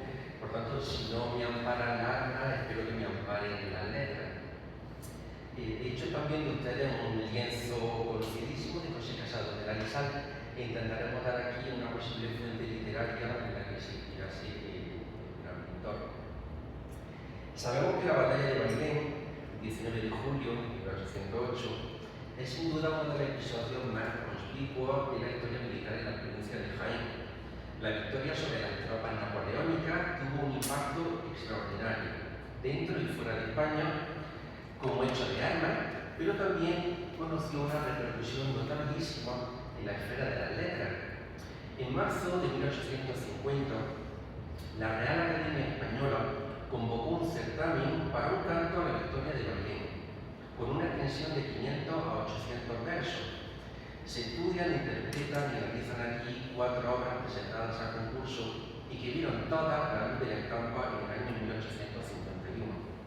En todas ellas, como veremos, como en otra de la curiosa producción literaria que produjo la batalla, lo particular histórico se convierte en un versal poético en un intento de elevar a categoría categoría de mito nacional, una batalla crucial de la guerra de la independencia, de la que Stendhal escribió que ni Rusia ni Waterloo produjeron nunca un efecto parecido en aquella alma orgullosa, la de Napoleón, de la que el historiador Pierce recordó haber atronado tan frecuentemente en nuestro oído como los de Austerlitz o Jena, en la que no se razón el maestro Moreno Alonso ha visto el surgimiento de una nación.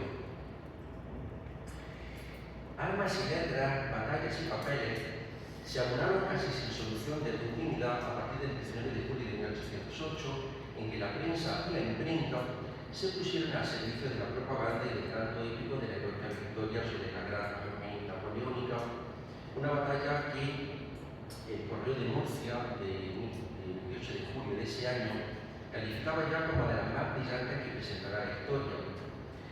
En fecha tan temprana como la de 1 de agosto, Branco White escribía desde Sevilla, al abrigo de las noticias de Pedro Girón, como antes hemos visto: he llegado con el tiempo justo de ser testigo de la ilimitada alegría que la derrota del ejército de Dupont ha causado en esta ciudad. Por todas partes resuenan aclamaciones y el ensordecedor repique de las campanas de la Giralda. Precisamente en Sevilla vio la luz la temprana obra de Juan Galo Carreño, compuesta precisamente al calor de los hechos, el triunfo de Sevilla, restaurada en la memorable batalla de Belén, poema épico a que pertenecen estos versos. Publica al mundo el ronco movimiento, la mejor nueva con solemne pompa de la más grande acción que la arrogancia abatió el tirano de la Francia. La primera obra que vamos a estudiar aquí es de don Antonio Aparici Guijarro. Su obra se titula, como veremos ahora, La batalla de Bailén. Don Antonio Aparici Guijarro fue jurista, político y escritor, académico electo de la Real Academia Española desde el 1 de enero de 1866, aunque nunca llegó a ocupar su asiento en la Alta Casa. Aparici fue una figura destacadísima del carlismo y hombre de recia personalidad, según definió Cándido Nocedal. A pesar de su ideología política, defendió a destacados líderes del republicanismo e hizo importantes esfuerzos por lograr un acercamiento entre Isabel II y el carlismo tradicional. Cultivó con éxito, con notable éxito, tanto el teatro como la poesía. Conservamos un drama muy interesante de don Antonio Aparici, La muerte de don Fadrique, el infante hermano de Alfonso X, mandado a justicia por su propio hermano, junto con su yerno, Simón de los Cameros, y el borrador de Ignacio Castro sobre la sede de la reina portuguesa. El poema de Aparici, La batalla de Belén, que obtuvo el acceso en el certamen académico, está dirigido a don Francisco Belda y Perales, que era teniente del antiguo regimiento de voluntarios de Valencia, que combatió, dice Aparici, por la patria y por la fe, contra la flota francesa en los muros de Zaragoza, la ciudad inmortal. La batalla de Bailén consta de 22 estancias, distribuidas en un total de 538 versos hexasílabos y endecasílabos con predominio del ritmo eólico. En el exordio, Aparici funde el valor del pueblo español, que será característico en todos los poemas, y la fe religiosa. Y se refiere a Napoleón como tirano, genio vencedor, y más adelante como astro y gigante caído. Asimismo, inserta la victoria española en una tradición gloriosa que reverdece, dice Aparici, de San Quintín, la palma refulgente y el laurel inmortal de Ceriñola. Dos hitos decisivos, San Quintín y Ceriñola, de la historia militar española, que comparten enemigo, Francia, y resultado, la heroica y decisiva victoria. Si bien Aparici, como otros poetas, confiere a Bailén una aire cruzada al evocar también al Navaja de Tolosa. Comparte también el poema de Aparici con otras obras del ciclo, motivos épicos como la tormenta, la raíz virgiliana, el patetismo en la descripción de la batalla o la alusión al engaño del francés, que va a ser una nota común tanto de la historiografía como de la literatura. Ese engaño del francés lo describe en esta estancia Aparici cuando dice: llegáronse a nosotros con serena faz y blanca sonrisa sus fieros hijos, los del turbio seno. Llegaron y la puerta les abrimos, unieronse a sus manos, nuestras manos, nuestro hogar, nuestro lecho, pan les dimos. Los llamamos, ¿qué más? Nuestros hermanos. Los llamamos hermanos. ¡Ah, traidores! que en nosotras de súbito cayendo se proclaman de España, señores, lo vio el cielo, pero no preparó el rayo, levantóse indignada España toda, y su terrible grito llegó a Francia y llegó contra el 2 de mayo. Podemos señalar otro rato de esta obra, pero quiero pasar a la siguiente de don Joaquín José Cervino y Ferrero. Es una figura desconocida pero muy interesante. Fue don Joaquín José Cervino y Ferrero un erudito, escritor y jurista de mucho prestigio que llegó a ser magistrado del Tribunal Supremo. Su padre, que combatió, que fue herido en Bailén, fue teniente coronel del famoso regimiento Urtonia, que resultaría crucial durante la sucesiva asedio napoleónico a Gerona. Cervino fue además secretario de la reina Isabel II y el año de su fallecimiento, unos meses antes, en 1883, recibió la condecoración de la Gran Cruz de la Orden de Isabel la Católica. Fue humanista y poeta, cultivó con notable éxito el drama bíblico, con obras como Sara, Judith, y una labor que elogió don Manuel Tamayo y Baus, el gran dramaturgo, el autor de La locura de amor sobre la reina Juana. Participó en alguna de las tertulias más destacadas de la época, se codeó con Juan Valera, Pedro de Guerrero, el duque de Rivas, fue incluso con Gertrúdico de Avellaneda, cuyos ojos cerró el día de su muerte, el 1 de febrero de 1873. Además, don Benito Pérez Caldo, en Los Duendes de la Camarilla, que es la tercera novela de la cuarta serie de los episodios nacionales, en 1903, cita a Cervino, como sabemos, Los Duendes de la Camarilla hace alusión a ese círculo de políticos y religiosos intrigantes que aconsejaba o mal aconsejaba al joven reino. El poema El canto épico de Cervino está dedicado a la Real Academia Española y está precedido de un interesantísimo y muy jocoso prólogo al lector, cuya introducción responde al molde retórico del diálogo ciceroniano entre unos amigos que están paseando una tarde de buen retiro y deciden debatir sobre la convocatoria abierta para la Real Academia Española. En tono irónico, los manejos de Cervantes, los personajes ponderan la necesidad de alzar a la musa Clío eterno monumento que grabasen en la memoria a los niños, alentase a los mozos y recordasen con gusto los ancianos. En ese prólogo creo haber una posible fuente literaria que sirviese de inspiración a José Casado de la Sal para la reedición de Bailén. En ese prólogo, y antes de que don José Casado de la Sal, y en esto que sepamos no ha reparado la crítica, se inspire en la rendición de Breda, las lanzas de Velázquez para la rendición de Bailén de la tradición y de la historia, óleo pintado en París, como sabemos, por 1864, el propio Joaquín José Cervino menciona el cuadro velasqueño como posible modelo de un cuadro realista para su escogida pintura verbal. Un dato que bien pudo conocer José Casado de la Sal, del mismo modo que Velázquez, que nunca estuvo en Breda, se inspiró en el sitio de Breda de don Pedro Calderón de la Barca para componer la creación de Breda. Y dice don Joaquín José Cervino, un pintor vulgar que hubiese acudido, por ejemplo, a un certamen disputando la palma de representar en el lienzo la rendición de Breda, ¿cómo hubiera perdonado el ignífero claustro Ricardo de Maborte, entoldado por triunfas silbadoras flechas que se despuntan en la égida de Verona, la cual recorre el campo armada de lanzas trisultas?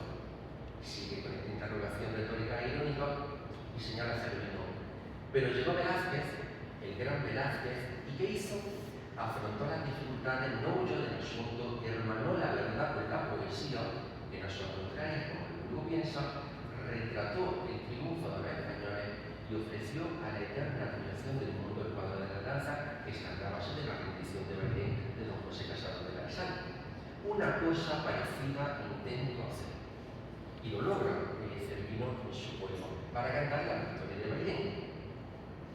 La obra épica de Cervino consta de una introducción de 88 versos distribuidos en 11 octavas reales y un canto de 688 versos dividido también en 86 octavas reales, que es el método de la tradición épica desde Ariosto, Tasso y después en España con la Gran Barra de los Alfonso. El retrato que hacen de Napoleón pues es el de un déspota ambicioso al que opone de nuevo el valor del pueblo español unido bajo el emblema sacrosanto de ley, patria y rey. En el elenco de militares franceses destaca el retrato muy turbio de Dupont, roca su corazón, ancha la frente, negros los ojos, bravo el continente, y la mención de otros generales franceses como Brex y Pelletier, a los que dice, y a los Brex y como Audaz Torrente, Pelletier sigue con franceses. Por cierto, sobre el regimiento de Brex nos recuerda en Navagalán lo siguiente, es una cita un tanto cómica, pero no me resisto de traer aquí. Dice don Juan de Navagalán que en una de las cargas, los suizos de los regimientos de Brex y de Carlos Reding, los que tanto al servicio de España se habían pasado a los franceses, se encontraron frente a frente con sus compatriotas del regimiento de Nazario Reding, los que habían permanecido fieles a España. Al advertir que tenían delante a su antiguo camarada, los oficiales de uno y otro ordenaron cese el fuego y se juntaron a parlamentar en tierra de nadie. Los de un bando intentaban convencer a los del opuesto para que se reunieran. Al final no hubo acuerdo. Regresaron a sus posiciones respectivas y reanudaron el combate que, como estamos viendo, a la postre fue favorable a los que luchaban por España. En vista de lo cual, los suizos pasados a Napoleón volvieron a chacatear con la mayor vergüenza y regresaron a los españoles. Los suizos siempre tan realistas y prácticos, a pesar de aquello de Luis XI a Carlos el Temerario, de que los suizos son los más aguerridos y temerarios, nada de eso. En el poema de Cervino, antes nos hablaba el compañero de los sacrilegios que cometieron los franceses. Ese motivo de los sacrilegios cometidos va a ser una nota común y característica en todos estos poemas que van a cantar desde el punto de vista de la poesía cómo se llevaron a cabo. Y aquí tenemos una muestra, una octava, que da cuenta de las tropelías de los franceses cuando dice tened osado, que no basta sangre infantil ni virginal de estorbo, que se derramó. Tan ciegos sois, vuestra ambición tan vasta que no os sobre ya espléndido tesoro, soltó el abismo la infernal cerasta. ¿Quién roba altares y sagrados de oro y después con sus copas la llenan del río?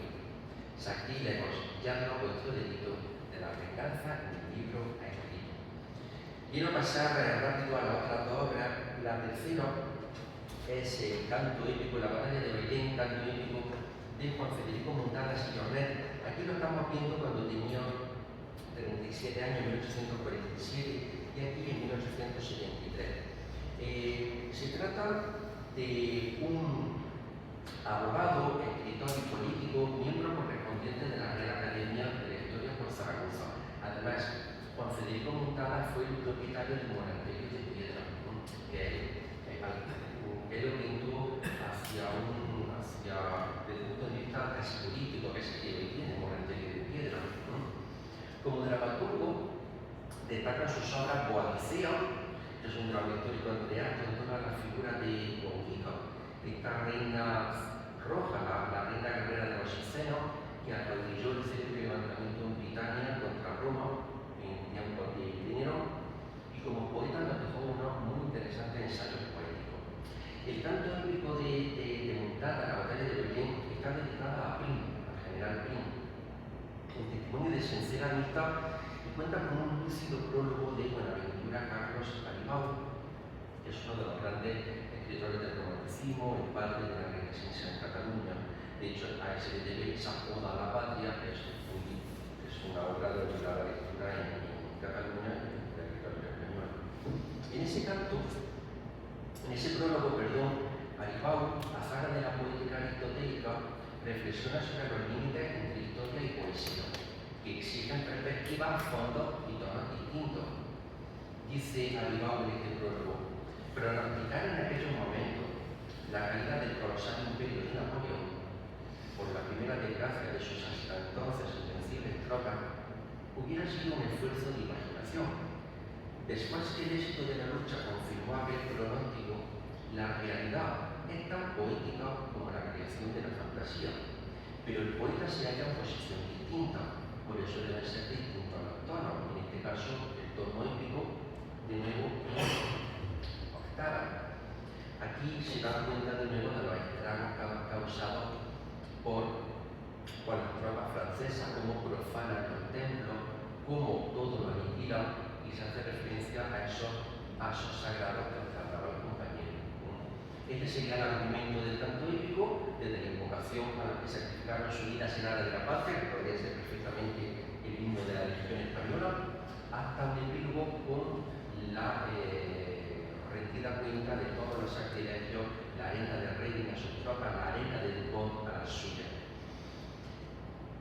Es verdad que en este poema aparece una cita que no me resisto a dejar de explicar, porque la cita, una de las citas iniciales, uno de los paratextos iniciales del canto de Muntada, es esta del canto primero de Tirteo. Y la cita de Tirteo es muy oportuna y muy original, porque Tirteo, o los cantos de Tirteo, son un modelo de canto parinético, que según los testimonios antiguos de Licurgo, por ejemplo, sirvió para alentar a los espartanos e inflamar su coraje y valor bélico, en la confianza de que ellos lo animarían a vencer o morir por la patria. Aquello de que es bello morir por la patria es como sabemos de Tirteo.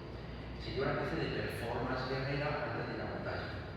Y sabemos, según cuenta Filócoro, que cuando los lacedemonios derrotaron a los mesenios gracias a la astucia militar de Tirteo, instauraron la costumbre de cantar sus poemas durante las marchas militares. Aquí tenemos los versos iniciales de Tirteo, Simón Perites de Promesa, que se trasladan luego en la versión de Cervino de Muntadas, o si la voz tuviera de Tirteo, en tu loor, pailín afortunada, cantada por cinco por mi canto, a España admiración, al mundo espanto.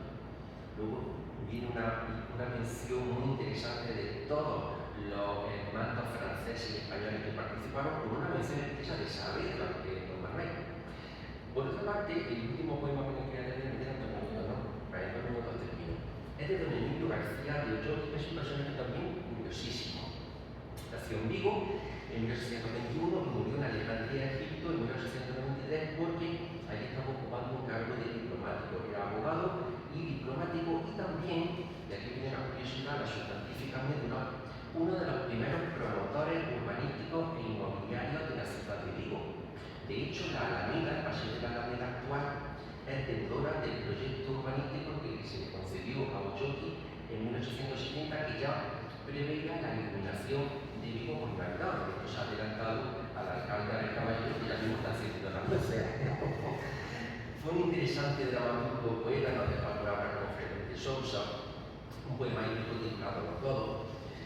La victoria de Bailén fue el poema que ganó el certamen académico. Es una oda compuesta por 114 liras a lo largo de 570 versos. La portada es ya bastante elocuente porque tiene ese título Potius Mori Quam Fuera, es decir, antes morir que ser deshonrado. Además de otros textos, en este caso el poema comienza con una evocación de célebres batallas de la historia, en la que Ochoqui enlaza Bailén con Guadalete y las Navas de Tolosa, a Castaña con Don Rodrigo y Alfonso VIII, pero también a Napoleón con Muhammad al-Nasir, el Yusuf Miramorí del poema. En este poema tampoco falta el motivo épico del vaticinio, cuando dice Ochoqui, vendrá funesto día y nacerá un tirano. Claro, en ese sentido, Ochoqui, como otros poetas, parte de una visión providencialista de la historia, en la que entendida como un desenabonamiento determinista de hechos. De manera que Napoleón se presenta como un testigo legítimo, un heredero legítimo de Clodorio I, que como sabemos fue el primer rey de los francos y el fundador de la dinastía Merovingia. Al mismo tiempo, ya voy terminando, ese determinismo providencialista de la historia lo hace rellenar Bailén con las naves, y exclama aquello de oh sol, oh aniversario, oh campos de Jaén, allí en Tolosa, tumba de un temerario, aquí en Bailén, ondosa, negra cima de Francia poderosa. Y por cierto, en este sentido la ambición napoleónica, como ante la musulmana, encadena pasado y presente en un idéntico escenario, ante el que Castilla debe alzarse, como canta Ochoqui en una formulación, Don Manuel, que anticipaba don Antonio Machado cuando dice: oh campos de Castilla, mudo aspecto de ayer, ay cuán distinto, doquier de armados pilla, confuso laberinto, doquier odio en los ojos y el cinto. Y acaba diciendo: tal fue, patria querida, tu inolvidable lid contra la Francia, Bailén la no rendida, mas quién a su arrogancia quebrantó la cerviz, tu alta constancia. Sí, tu alta con la constancia misma, que sepultó en las márgenes del Darro por siempre el amorismo, rompió cual frágil barro del tomador del mundo el ciego carro. Muchas gracias.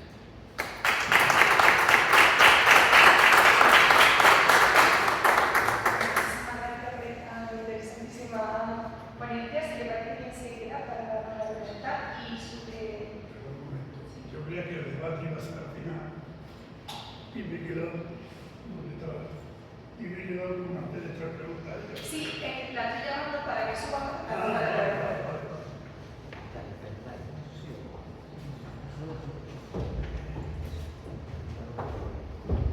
Yo pregunto un poco.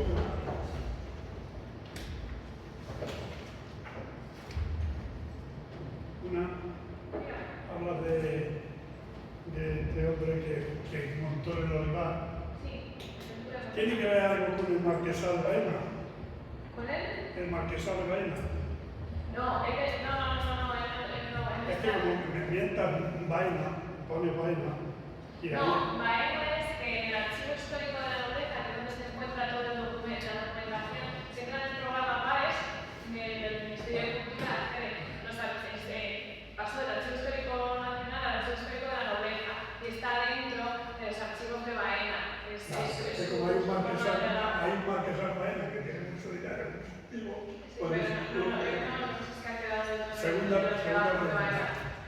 ¿Por qué Mogón? ¿Por qué Santo Tomé y no Mogón, que era una ciudad antes que Santo Tomé? ¿Este hombre por la tierra o por qué? Sí, por lo que he comentado, por la extensión del propio terreno, pero también la cercanía al agua. El agua hemos tenido hace poco en la UJA un congreso sobre la importancia del agua y el abastecimiento de agua. Sin ello no sería posible. Entonces, dada la confluencia de los dos ríos, era el lugar más idóneo para que precisamente no pasase como en otros lugares como en García, porque no pudo llevarse a término. Entonces, sobre todo por la cercanía al agua. Y tercera apreciación, yo eso no lo sé. Yo podría estar aquí 1 hora y media o 2 horas habla de García, el Marqués de Viana, de que se abandonaron las tierras. No es así la historia. Se abandonó aquello porque no rentaban. Es otra historia diferente. Bueno, yo literal eso que... No sé, yo estaba allí que se está cayendo el palacio, que había una fábrica de aceite. Este hombre le dejó al pueblo, le dejó toda la tierra y demás, se la repartieron y le dejó el palacio, le dejó todo. Bueno, es una historia muy grande, que no es que se abandonó esa tierra porque en García hay muchos amigos, funcionan muy bien y demás, pero luego pasaron a manos privadas que se las compraron a la gente del pueblo, la gente empezó a vender. O sea, yo te regalo a ti 100 olivos y cuando pasan 2 años me lo venden. O sea, cosas esas. Entonces, García tiene una producción, pues más García, que es dos pueblos ya conjuntos. Si tú eres de la provincia de Cádiz y la conoces, pues tiene una historia más grande y no decir que esas tierras no eran rentables, no. Bueno, realmente lo que yo cito es Sí, lo que rentables y por eso se abandonaron, ¿no?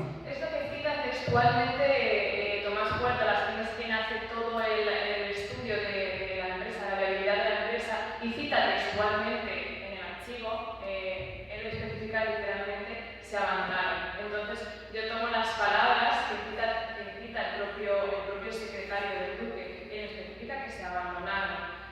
Tenemos la suerte de que la familia Baños Condé, que son los propietarios del Castillo de Canena y del aceite de Canena, ha comprado ese palacio para restaurarlo, lo mismo que hizo con el Castillo de Canena. Y va a restaurar y va a poner en marcha esa fábrica de aceite, que es un museo, lo que tiene dentro. Y se estaba cayendo el palacio.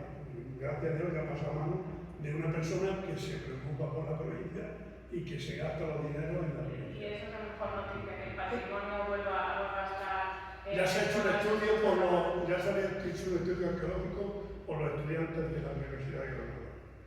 Yo no digo datos que se den muchos años, podría ser mayor.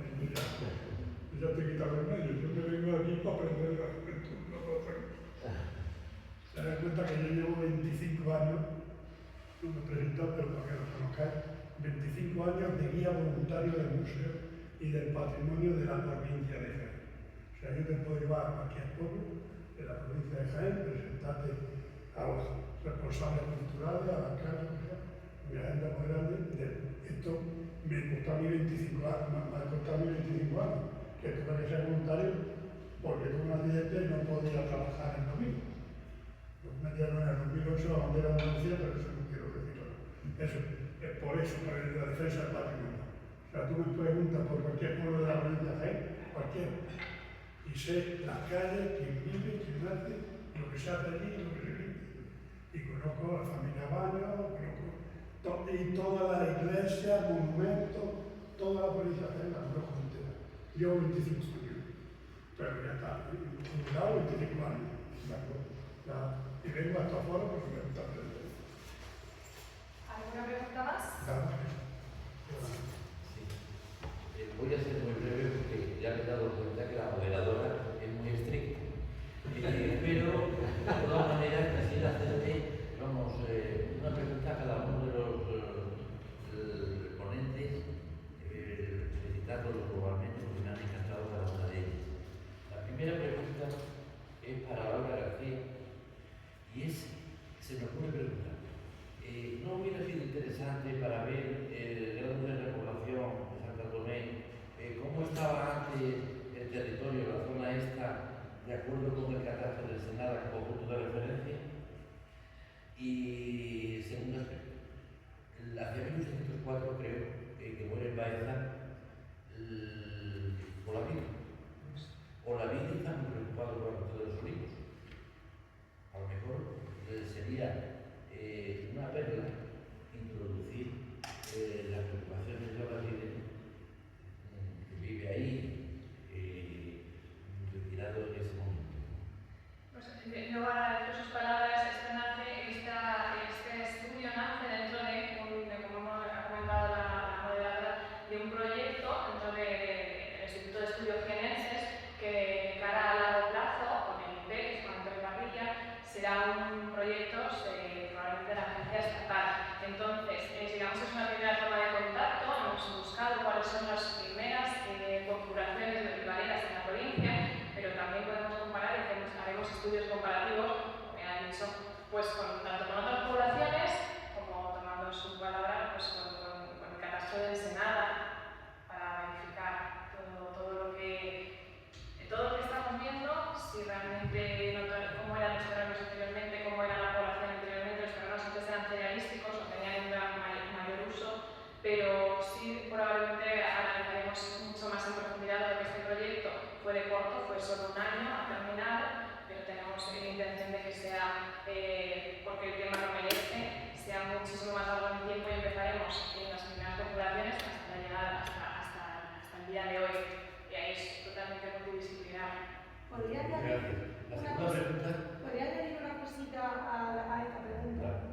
En el grupo 155 que nosotros trabajamos, llevamos a cabo el tema del olivar histórico. De hecho, hay una tesis que está en fase final de redacción sobre la patrimonialización y protección del olivar histórico, que viene de la Ilustración y, por tanto, de lo que fueron las normas nacionales de Sierra Morena. En mi caso, también he estudiado la protección del olivar histórico que pertenece al Ducado de Santi Esteban. Actualmente estaba compuesto por Santi Esteban, Navas de San Juan y Castellar. Respecto al catastro de Marqués de la Ensenada, tiene un fallo que nosotros hemos publicado y hemos estudiado en profundidad, que es el engaño que existe en el catastro de Marqués de la Ensenada, es decir, ocultación de bienes. Está bien porque nosotros trabajamos desde el catastro del Marqués de la Ensenada y de algunas declaraciones anteriores que hemos conseguido encontrar, lo comparamos con el catastro de Martín de Paredes en 1818, que lo documentaré por este catastro de la riqueza. También lo comparamos con cartografía que tenemos, y sobre todo para las políticas de la vida y de pueblos de Alcocer principalmente. principalmente ya siendo intendentes, ¿no? Entonces, cuando nosotros proponemos esta comparativa, que llega, pues si cogemos el Catastro Marqués de la Ensenada de 1752 aproximadamente hasta 1835, que finalmente acaba la intendencia, como ha comentado mi compañero Fran, nos encontramos con que el Catastro Marqués de la Ensenada tiene un alto porcentaje de ocultación de la riqueza. Está muy bien, no le quitamos importancia al catastro, pero hay que tener en cuenta que se ocultan muchas, en este caso muchos olivares. ¿Por qué? Porque este compañero, Juan Manuel Castillo, que por la mañana su tesis doctoral partimos de pocas olivas que se representen en el catastro Marqués de la Ensenada, pero luego se encuentran con una gran cantidad de olivas que no aparece representada. Solo como apreciación de ese catastro Marqués de la Ensenada, que está muy bien, todos los libros que lo componen, no solo respuestas generales, sino el legos forasteros, eclesiásticos, los libros principales de producción, que es el libro D, libro C, todos los libros que hay. Pero hay que contar con que hay un alto porcentaje. Se puede tomar como una imagen fija, pero no fidedigna al 100%. ¿Se podría decir alguna palabra sobre el daño que sufrió el olivar entre 1808 y 1814? En la zona de Bailén y los alrededores, en esa batalla que fue la batalla de los olivares.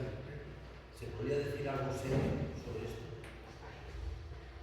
A ver, serio, se trabaja con varias fuentes. De hecho trabajamos en un olivar que se encuentra al sur de Bailén, que tiene un topónimo que ahora mismo no recuerdo, y sí se habla de calidad, pero 100% seguro, dado que mi compañero Fran aporta otra cosa, no se puede decir nada porque está en estudio.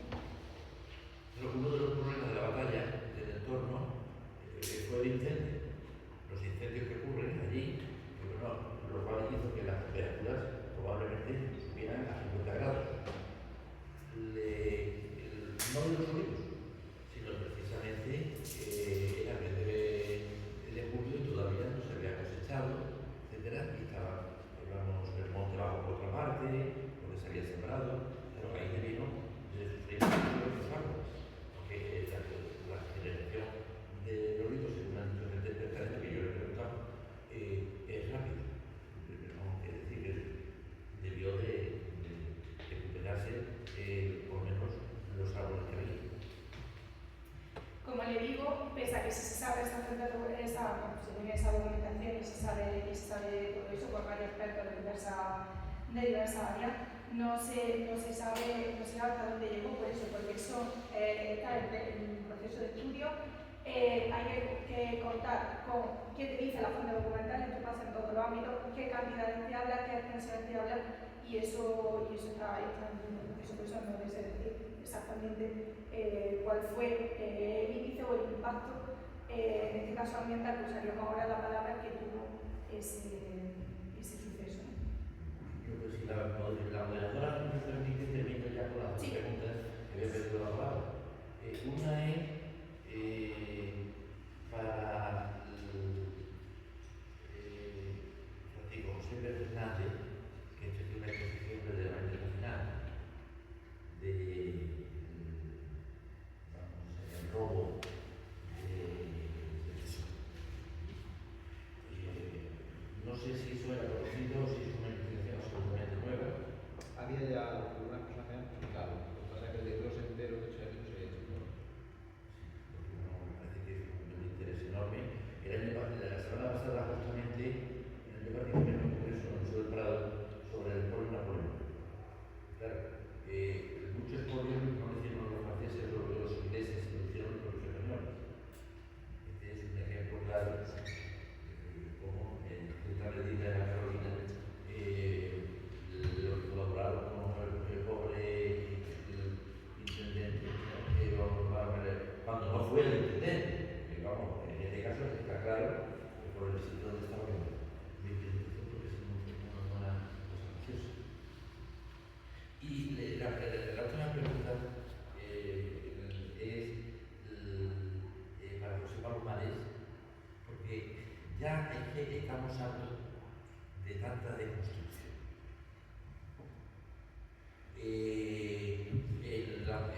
Antes, aunque yo no soy medievalista, en la sesión general, cuando se habló allí, íbamos con un alumno que le puso al maestro,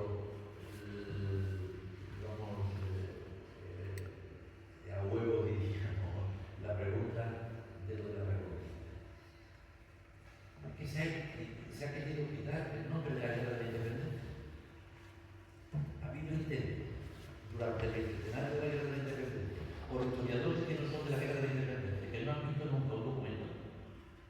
quitarle el nombre de Guerra del Norte.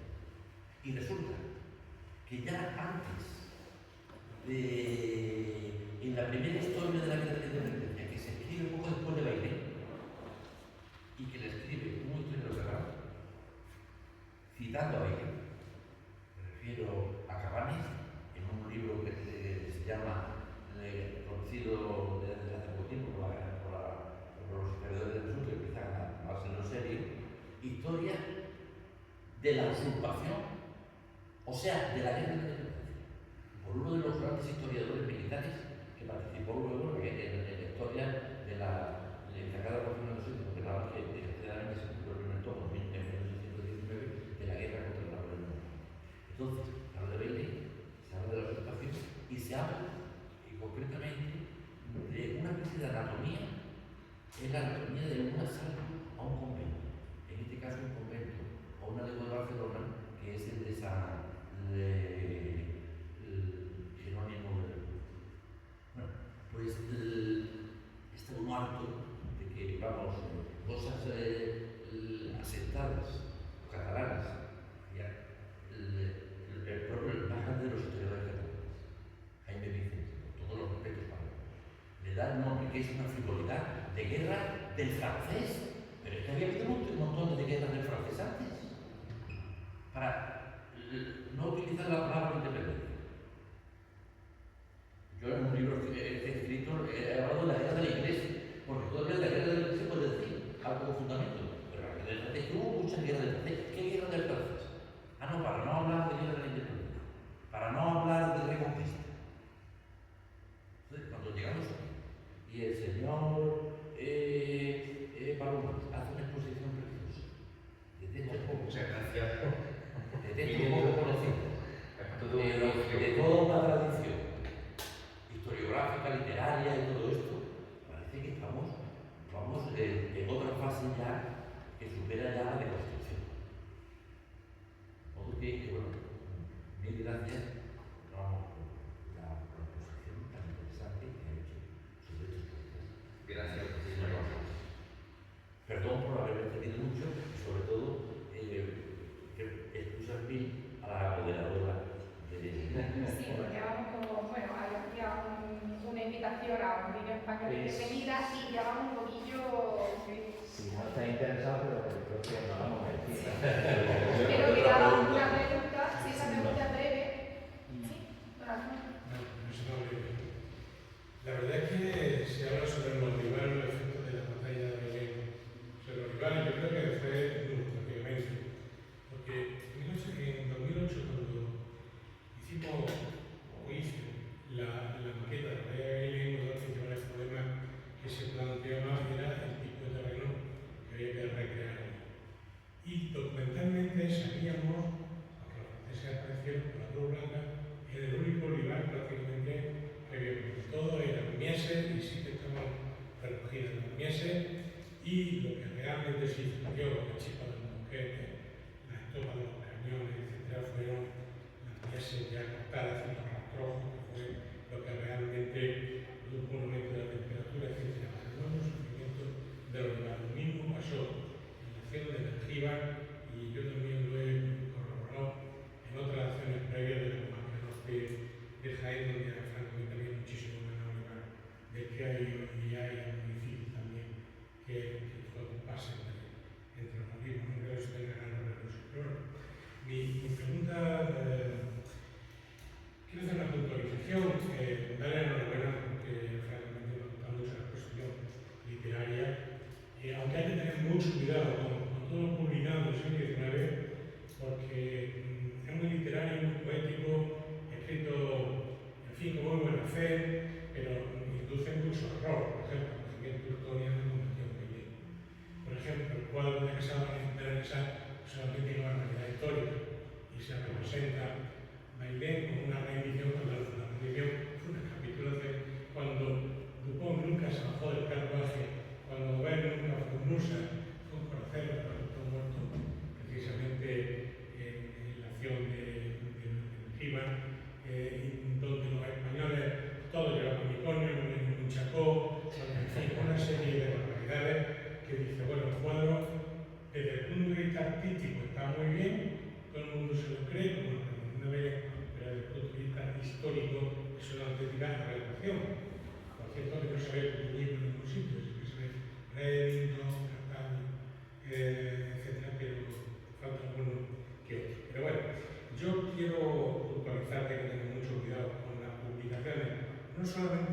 diciendo que son algunas del siglo XX, como Arteche, como episodios nacionales como Mazán Mesa, como Alcalde y Yebra, que son textos llenos de elucubraciones y llenos de, a veces, falsedades, no con mala fe, evidentemente, ¿no?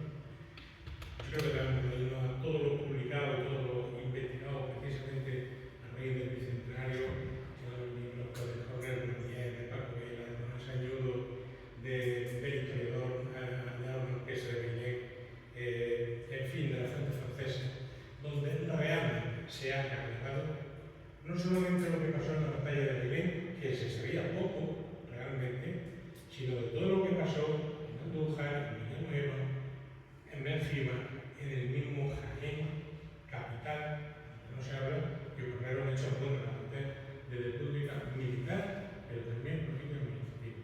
O sea, hay que tener mucho cuidado. La pregunta sería, ¿ha ido al Museo de Bailén? Porque allá hay una cantidad bastante importante de obras literarias originales puestas